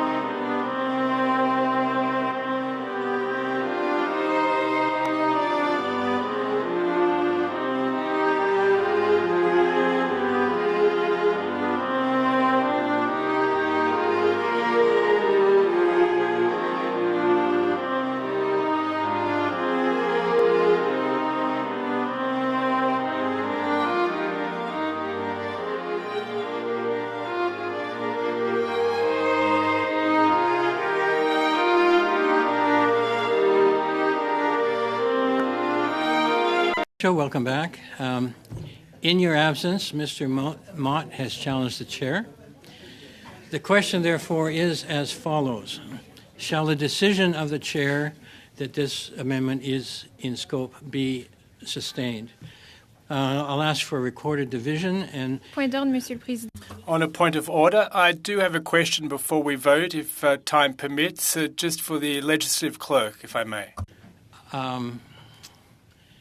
Is it a question on this vote itself? It's a question? Okay, we'll pause for a minute for the question if you like, but no debate. This is not debatable. Non, juste une question. No, just a question for the legislative clerk.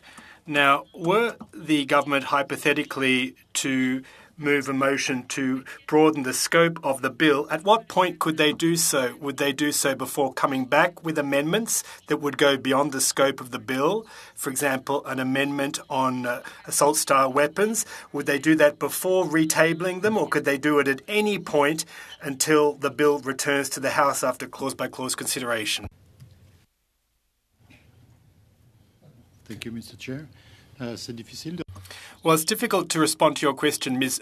Michaud. There are several avenues at their disposal.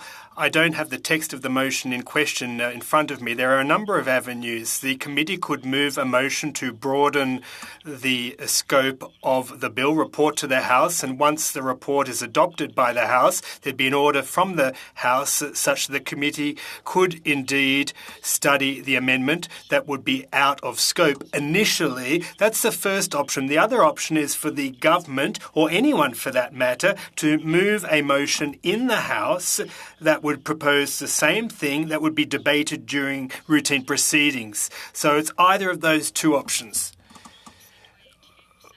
Would it be at any time between now and the end of clause-by-clause consideration, or would it be before those motions? Well, response. Again, it depends on the text of the motion. What will the motion entail? The motion as such, well, I don't have it right here, so it's difficult to say. Generally speaking, that kind of motion comes before moving amendments so that the scope of the bill can be broadened immediately and then consider the amendments after the fact. A retroactive motion, well, if that's what you're intending to entertaining, well, how would that work? Well, that would depend on the wording of the motion itself. So it's a bit tough to respond to your question in absolute terms. Thank you. Thank you. Okay, so the question is, shall the decision of the chair be upheld, be sustained? If you vote yes, you are voting to sustain the decision of the chair. If you vote no, you're voting to set it aside, and a tie goes to the chair, basically. So I'll ask Mr. Clerk to do a voice vote, and Ms. Dancho, if there becomes a problem with sound, you can do the thumb up, thumb down thing. Okay, Mr. Clerk, please go ahead. Mr. Chang? Yes. Ms. Damoff? So by voting yes, I'm saying that I support his decision, correct? Yeah. Yes. Mr. Gair? Yes. Mr. Noor Mohammed? Yes. Mr. Chifkier? Oui. Ms. Dancho?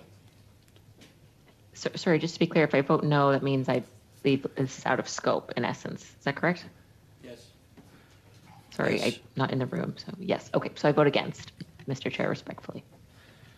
Mr. Ruff? Nay. Mr. Mutz? No. Mr. Shipley? No. Madame Michaud? Oui. Mr. Julian? Yes, we. So 6, 4 in favor, 4 against. Thank you all. The decision of the chair is upheld. So as far as we are concerned in this committee, until it gets back to the House, it is in scope. And so I have on my list, I have Madame Michaud, followed by Mr. Motz. Did you want, with this? Okay, Mr. Motz, I believe. Sorry, point of order, Mr. Chair. Just for the benefit of everyone that is here and in the room, and for the staff, what time, are we going to go till 6:30 or is there intention to keep going beyond that time? We have until 7. 7, okay. And although I understand there's a hockey game that starts around 7, so we might want to, see how we go. You pass this bill straight away. We'll get you to the hockey game. Ms. Dench, Mr. Motz, followed by Ms. Denchel. Chair, I move that the committee report the following to the House: that notwithstanding the usual practices of the House, Mr. the committee Motz, requests to the Speaker. We cannot have a motion at this time. We are engaged in a motion, Ms. DeMoff's motion, right? So until we finish this motion, we can't entertain another motion. Okay? So, did you have any further remarks on this motion?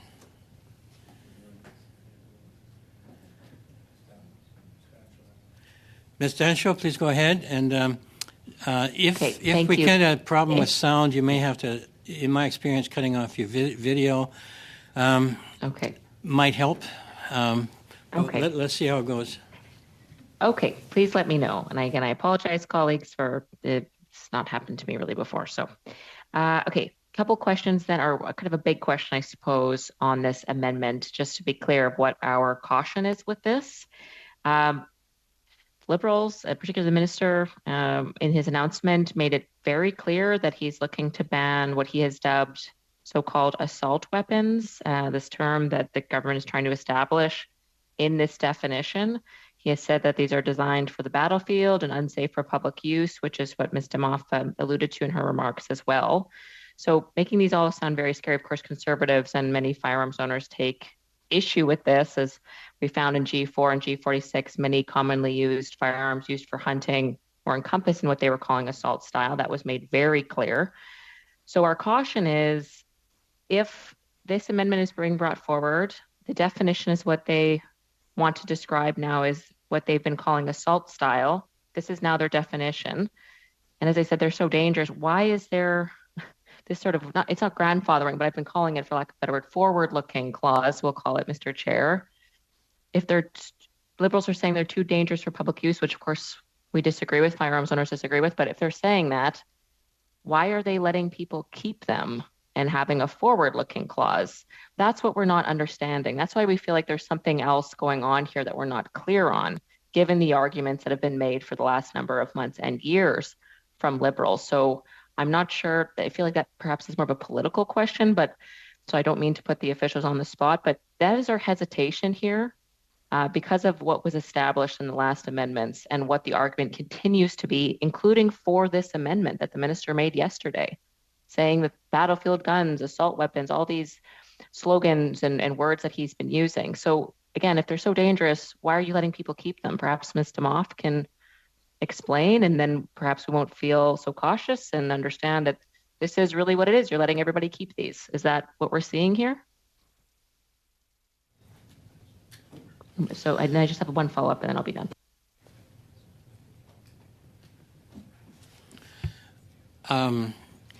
So it's, if you're asking questions of Ms. DeMoff, I mean, she's not here to answer questions. She's a member of the committee. Okay. She may engage in the debate as she wishes, and you may certainly ask questions of the officials. Sure. I'm not trying to put her on the spot. I'm just trying to explain why we're being very cautious about this, because it really doesn't make sense, Mr. Chair. I think that's obvious, given the rhetoric that we've heard from the Liberal government. I think that's really a matter of what we're debating right now. So, anyway, if you wish to come back at this, we'll go next to Mr. Mohammed. No, I'm not quite finished. Okay. I'm not finished. Okay, Mr. go Chair. ahead. Go ahead. Please. I did want to note that there has been no consultations through this committee process on this forward-looking clause. Had there been, we may have got more clarity on what exactly this means. Again, it seems that there's a trick being pulled here a little bit, because it just doesn't add up at all. And there was no consultations done on this. And so when we were at G4 and G46, the government conceded, because they were so significant in the largest hunting rifle ban in history, that we were going to have 8 consultation meetings as a result. But now here we have a new definition, Mr. Chair, and no consultation on that the committee gets to do. It just seems very strange. And the NDP did view this as out of scope before, and the block was sort of open to that. So it just is odd that we needed so much consultation on the prior one, and now we have a new one, and yet we're not allowed to consult, and we're being criticized for asking an hour worth of questions on something that may be very significant. Just not really clear on that.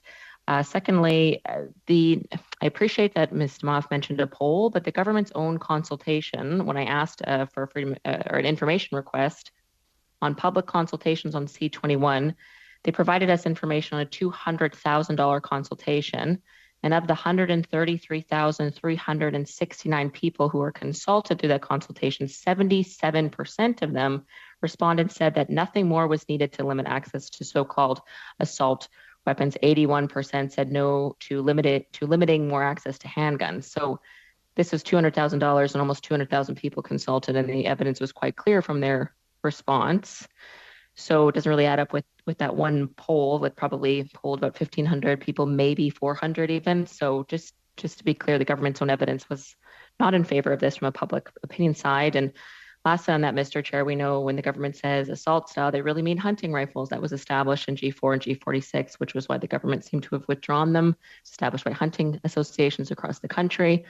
We've talked about a number of hunting rifles that are commonly used. The SKS, for example, is used as a hunting rifle very commonly in Indigenous communities and others.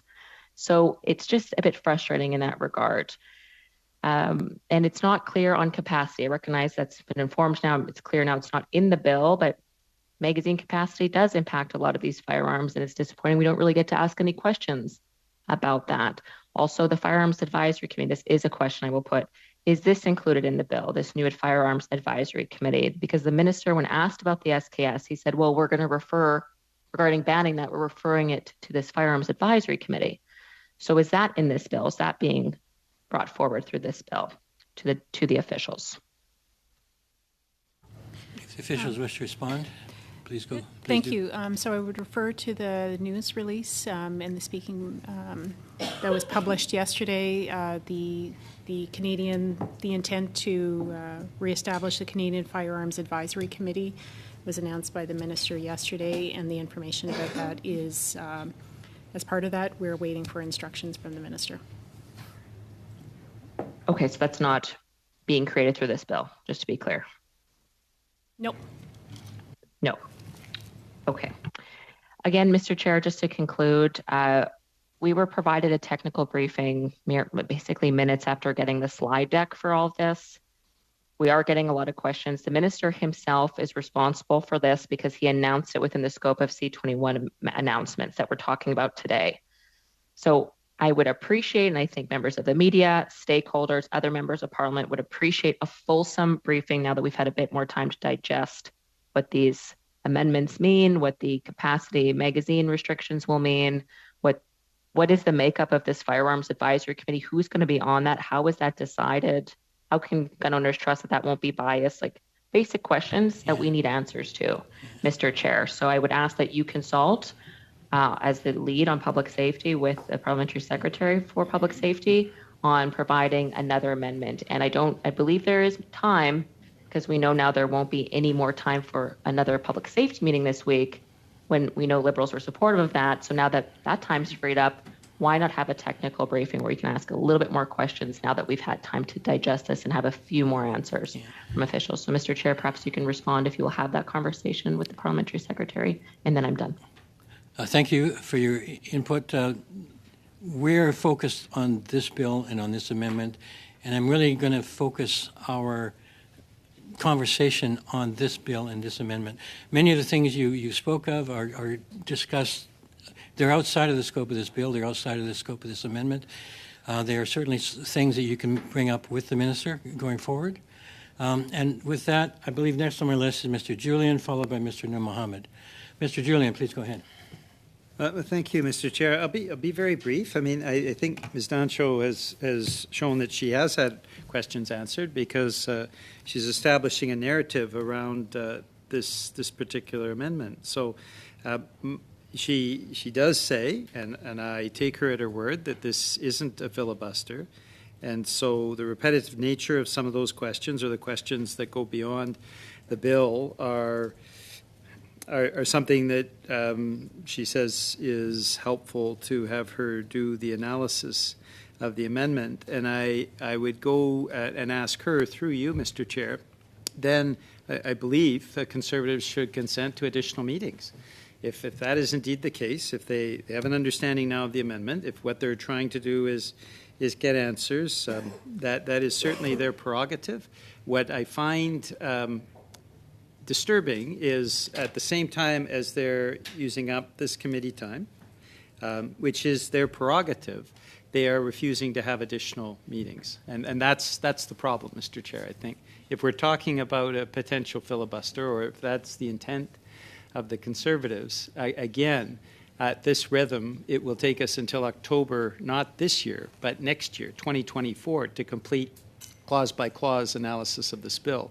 Ghost guns are right now at epidemic level in certain parts of the country, and the provisions in this bill that deal with ghost guns and crack down on criminals are needed. So I hope that the Conservatives consent to those additional meetings, because they're obviously needed, and I don't object to them asking questions. I do object when they're clearly questions that have either already been answered or that have nothing to do with the bill. I do object to that. I find that that's not a useful use of our committee time.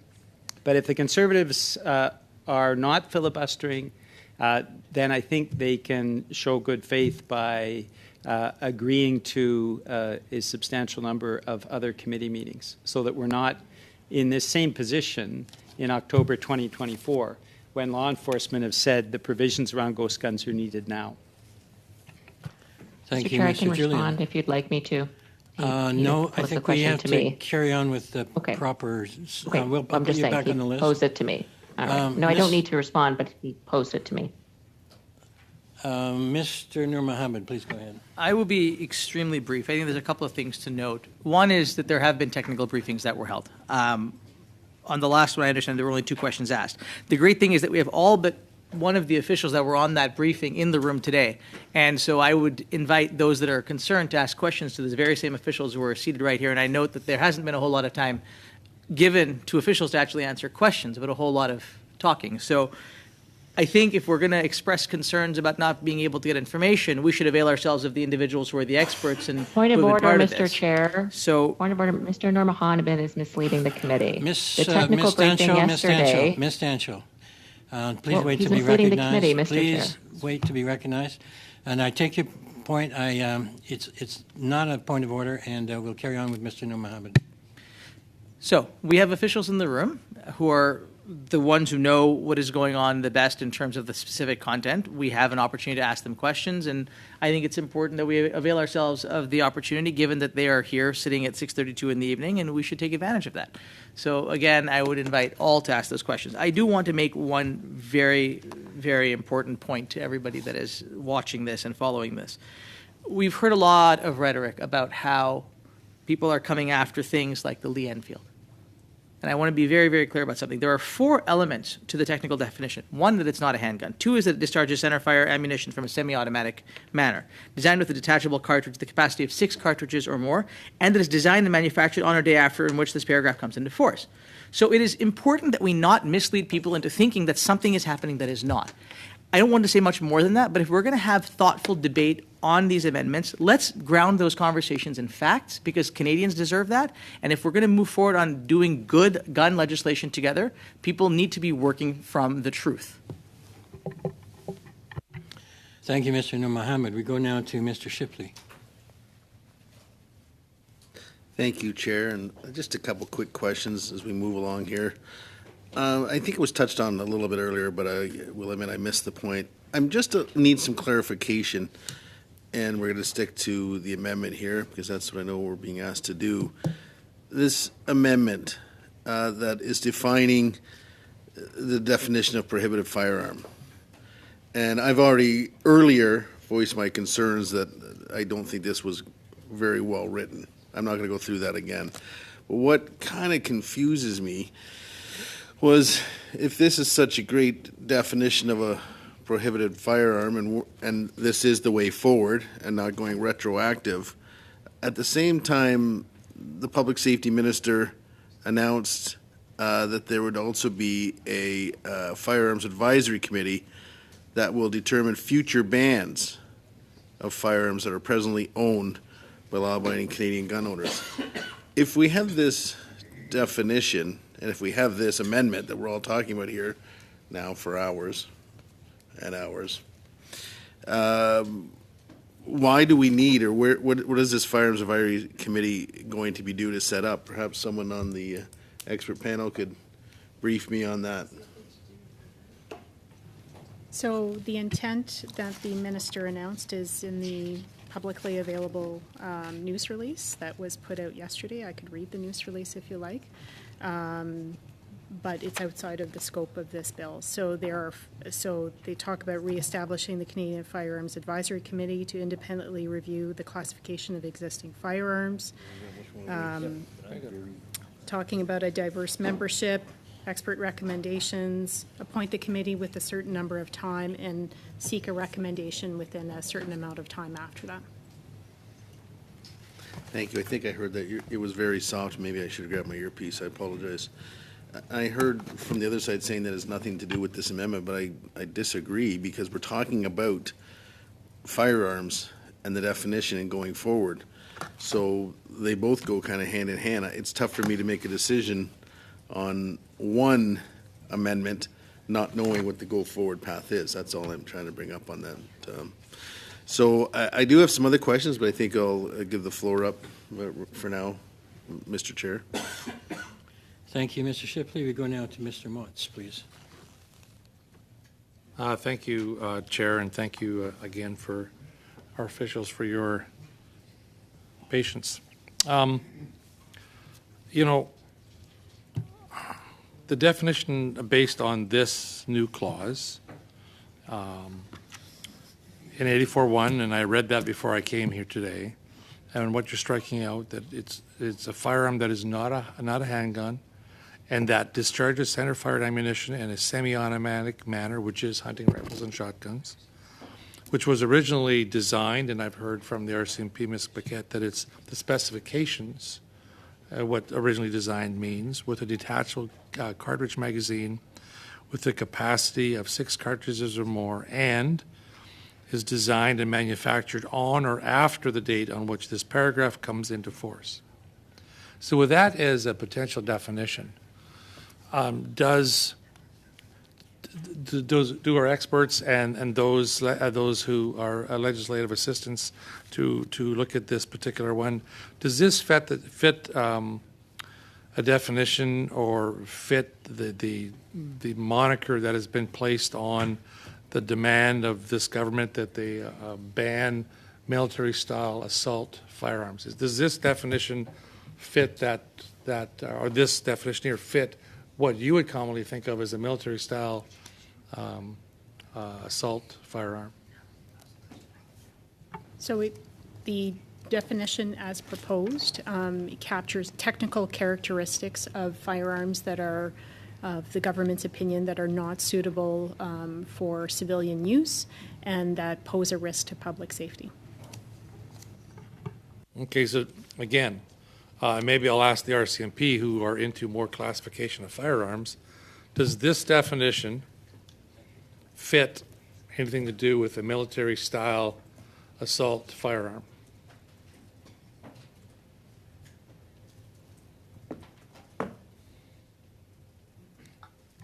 I have the same answer. You have the same answer. Interesting. Okay.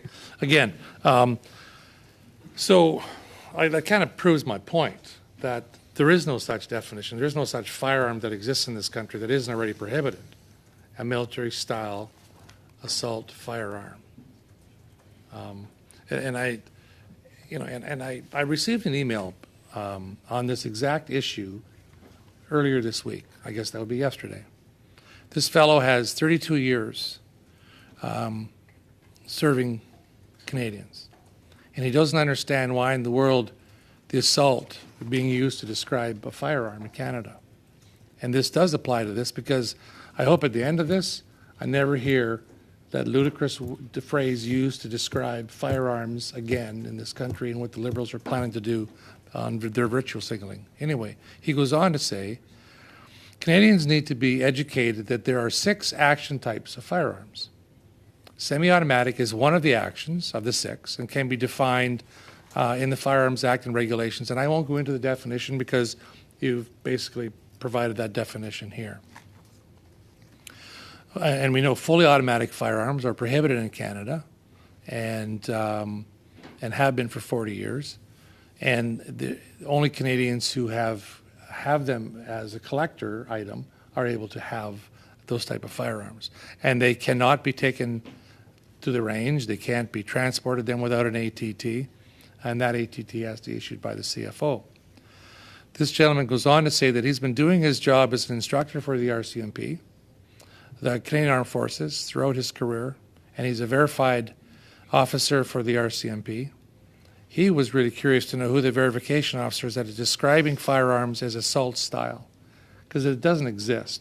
And this is not pegged at you officials, because I know that that's not a term that you have said, but you're trying to, I suppose, forced to defend it, because the Minister of Public Safety, the Prime Minister, and other individuals have virtual signaled to Canadians that the assault style is a firearm that they're intend to take off the streets. There's no such firearm category of the 6 action styles in this country, is what this individual has said, which I agree with, that aren't already prohibited. Like I said, he's a Canadian firearms instructor, he's a Canadian firearms verification officer, he's a range safety officer, he's a canine handler. These are people who are in the field, who are operational, who deal with this stuff daily, and who this government has caused a confusion and are certainly confusing the Canadian public on the use of terms. And as I said, my hope is that when this, with this definition, and I don't know whether it'll pass or not, with this definition, I hope that no one ever uses that term again to describe the firearms that you're trying to prohibit, because this does not fit that category. And you talk to military people, which my colleague beside me has been one for many, many years. They will tell you unequivocally that the firearms being branded with that name, they would never, ever, ever take into battle because their life depends on it. So I just hope that, if there's officials here that have an ear with the public safety minister, that they get that term out of their mind, because it's driving people bonkers, because there's no such term. And all it is fear-mongering, nothing but fear-mongering to those in the Canadian public who don't understand the current firearm legislation and don't understand the strictness of our firearm laws and what they do for Canadians. I will leave it at that for now, Mr. Chair. Thank you, Mr. Motz. Mr. Ruff, please. Thanks, Chair. Look, I have couple very quick points. So I know Mr. Julian's raised the concerns about, the debate that's ongoing and how long it's going to take, specifically because of his concerns around the increased threat across this nation with respect to ghost guns. And I fully agree, and I think that's why you saw unanimous support at the motion that we just passed. So my question to the officials: there is nothing preventing the current government from prohibiting and taking what is in this legislation tied to ghost guns and passing that through regulation tomorrow, is there? So there's certain provisions or measures that are being proposed in here that are ones that need to be based in law. They're not ones that are to be included in regulations, because you either need the regulation making authority to do so in terms of taking those regulatory actions. So some of them are actually are necessary as part of the bill, if that's the government and the legislature's intent. Gotcha. So, and that's a fair response. I respect that there's aspects of it that do require legislative change. So, and my second point more goes to, the discussion of why, there is some concerns and confusion around here. I know we already challenged you, Chair, on the scope of this, but it goes to the question around the tech briefing. And I just want it clear so all Canadians that are watching or are reviewing this. The tech briefing, we got notified very last minute. In fact, we received the link for those MPs less than 20 minutes before the brief actually occurred. I sent a follow-up, in fact, to the parliamentary secretary. Hey, it's at the 45-minute mark. Where is this? We had it. When the questions came up, there was only two people, myself and Mr. Motts, and we were restricted to one question each with a follow-up. I had a pile more, and before we knew it, the tech brief was over. And again, nothing against any of the officials that were part of the brief yesterday, but it was over so quick. And I know, talking to other colleagues, and again, that's my concern here. This amendment was not debated. We'd had that discussion at length on the previous amendments. This wasn't part of the original bill. So we have 330, well, not quite 338 MPs in the House of Commons right now with the resignations. My point is, we had the, we have all sorts of our colleagues that represent Canadians right across this country that are still asking us questions. And I think that, I guess, just to go back to the previous point, we do kindly request to the government and to the parliamentary secretary that you do consider offering another technical brief opportunity for all MPs, not just those that have the benefit of our wonderful officials here at the table. So I'll leave my remarks at that, Mr. Chair. Thank you, Mr. Ruff. Ms. Dancho, please go ahead. Thank you very much. I do have one question, and then I have a suggestion that may hurry this along that committee members may be open to, but I'll come to that in a minute.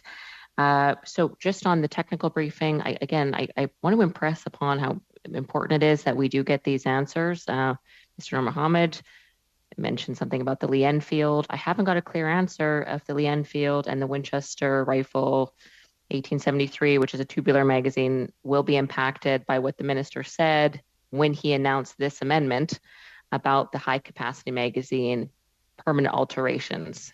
These are legitimate questions we are getting. People watching this committee have these questions. It is the minister's fault that he announced them at the same time, perhaps. I don't know, but he made that connection himself. So that's why we've come to this committee looking for answers if the high capacity permanent alteration announcement will impact tubular magazines and the Lee Enfield.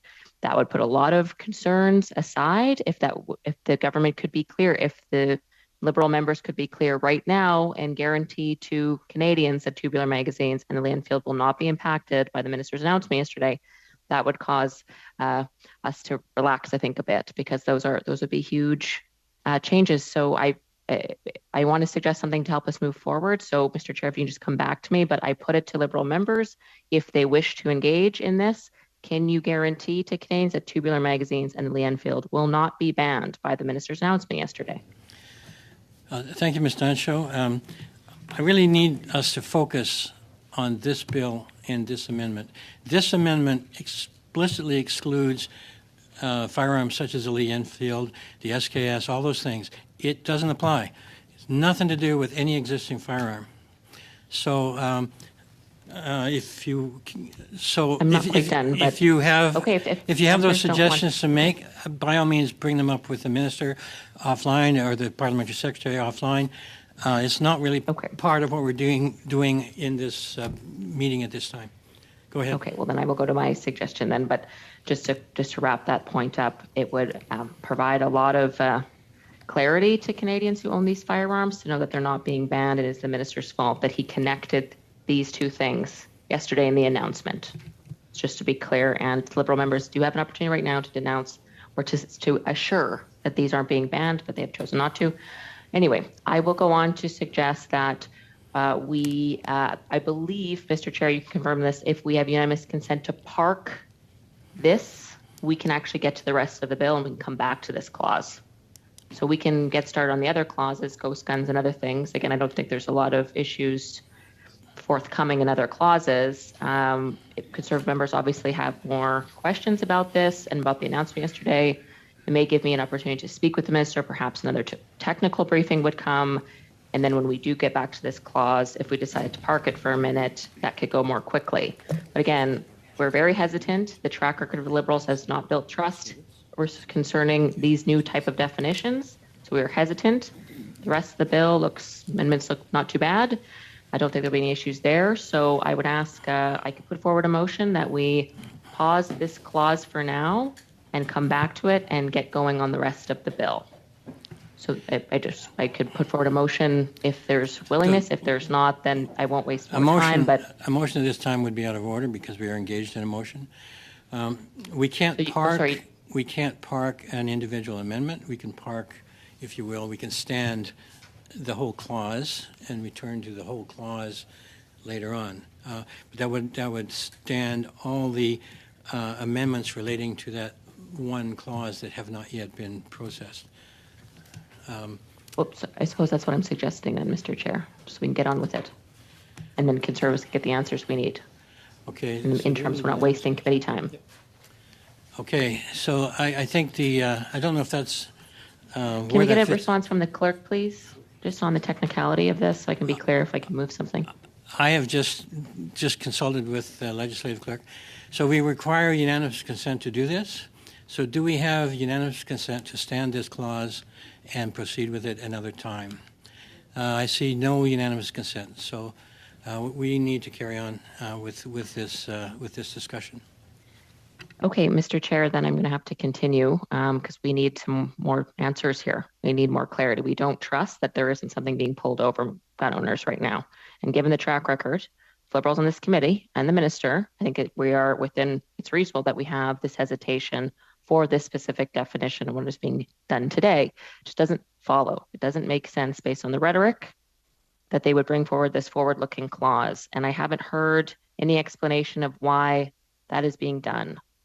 I also am not reassured that this firearms committee is not going to impact, it's not just a backdoor of banning the very long list that they withdrew. It sounds like from the minister yesterday that could be the case. Again, I don't know why he would announce these things together if we couldn't talk about it in the context of C21 today in this committee and get real answers about the composition of that committee, about high capacity magazines. Why he would confuse people, I don't understand, given the mass confusion he created with these amendments a few months ago. So to convolute these things, that's not on us. That's on the minister for doing that. And it's frustrating that we can't get clarity on what a firearms advisory committee would look like, what they're allowed to do, what is the deal with high capacity magazines, are Lee Enfields being banned, are tubular magazines being banned. So just to be clear, Conservatives are quite disappointed. We cannot get clarity for gun owners on this given their reasonable apprehension and fear created over the last 5 months given G4 and G46. So, Mr. Chair, that's all that I have at this time. But again, I would urge you to urge the Parliamentary Secretary to talk to the Minister about another technical briefing. That could certainly help things go along, especially considered that the good faith measure to park this clause for now to get to the rest of the bill was not approved, which would allow us to get to the other important measures and get more answers in the interim. I think that was a good faith measure. I certainly made it in good faith. So I don't know why we can't do that. But anyway, that's all for now, Mr. Chair. Thank you, Ms. Dancho. So we have Mr. Mott, followed by Ms. Demoff, followed by Madame Michaud, followed by Mr. Julian. Thank you, Chair. I have just a few questions for the officials, and they've been asked before in other aspects of other bills, and I know this one. So, in your to the best of your knowledge, was there any gender-based analysis completed for this particular amendment? I believe I've answered this previously, but I might be incorrect. Not today, you didn't. Any analysis that is taken with respect to the motions or the bill would be solicitor-client privilege. But there are a variety of factors that we do look at as council when we are developing policy, and one of those factors is gender-based analysis. Okay, that's a very political answer. You sure you're in the right role? No. Point of order, Mr. Chair. This is I have a question. Going after and asserting that officials of the government are somehow acting as partisan individuals is not okay. I mean, there's a line that we in this committee don't cross, and to my mind, that's crossing the line. Well, thank you, Mr. Mohammed. And I would recommend to Mr. Motz that he respect the witnesses. I have great respect for these witnesses, contrary to what my colleague might suggest with the disinformation across the way. So what you are telling me then that generally a gender-based analysis is conducted, but can you confirm in this particular with this particular amendment that there was a gender-based analysis conducted? So I can repeat my last answer and say that when we look at developing policy, including motions, such as the motions before the committee today, we do a variety of analysis, including gender-based analysis. So that would have been part of something that we would have done. Okay. And I can't tell you, like I said, the outcome of that analysis, but what I can say is that it does form part of our policy analysis when we are developing policy. Okay, thank you. So as part of that analysis you would do, and I take it when you talk about motions, you're talking about new stuff that comes forward, and I suspect that's what you're meaning. Was there any evidence that that was presented to those drafting this and to the department that showed that this particular amendment, this G 3.2, would have a positive impact on public safety? So any statistical or evidentiary evidence that we would have in the process of the policy development, again, would be solicitor-client privilege included within our analysis of the amendments. Okay. I'm hoping that my colleagues across the way can at some point in time provide any such evidence that would suggest that this amendment would have positive impact on public safety. I'm not sure that it meets that threshold.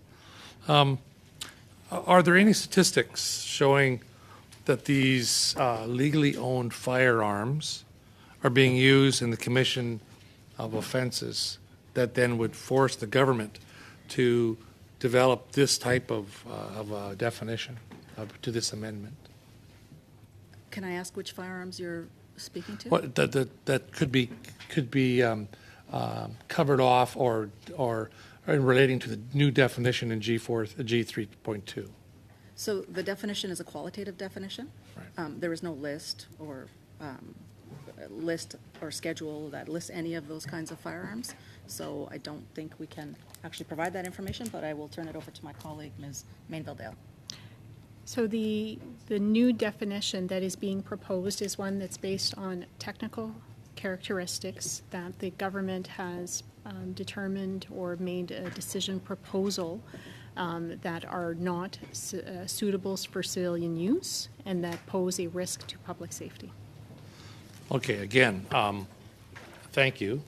That's a fair statement. However, I think it just shows that who's ever playing the music for your officials to dance to has a kind of a misguided approach. So to me, there has to be some evidence somewhere. There's got to be, in Stats Canada, with RCMP, law enforcement across the country have to have some evidence to suggest that basically what you're describing here are hunting rifles and shotguns pose such a significant threat to the safety of Canadians that we have to develop the government feels that they have to develop a definition that fits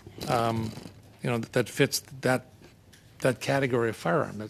It goes after hunters and sport shooters basically, and it is it is a little disconcerting that that's still a definition that is possible to have here, and we need to be aware of that. I just have a couple more.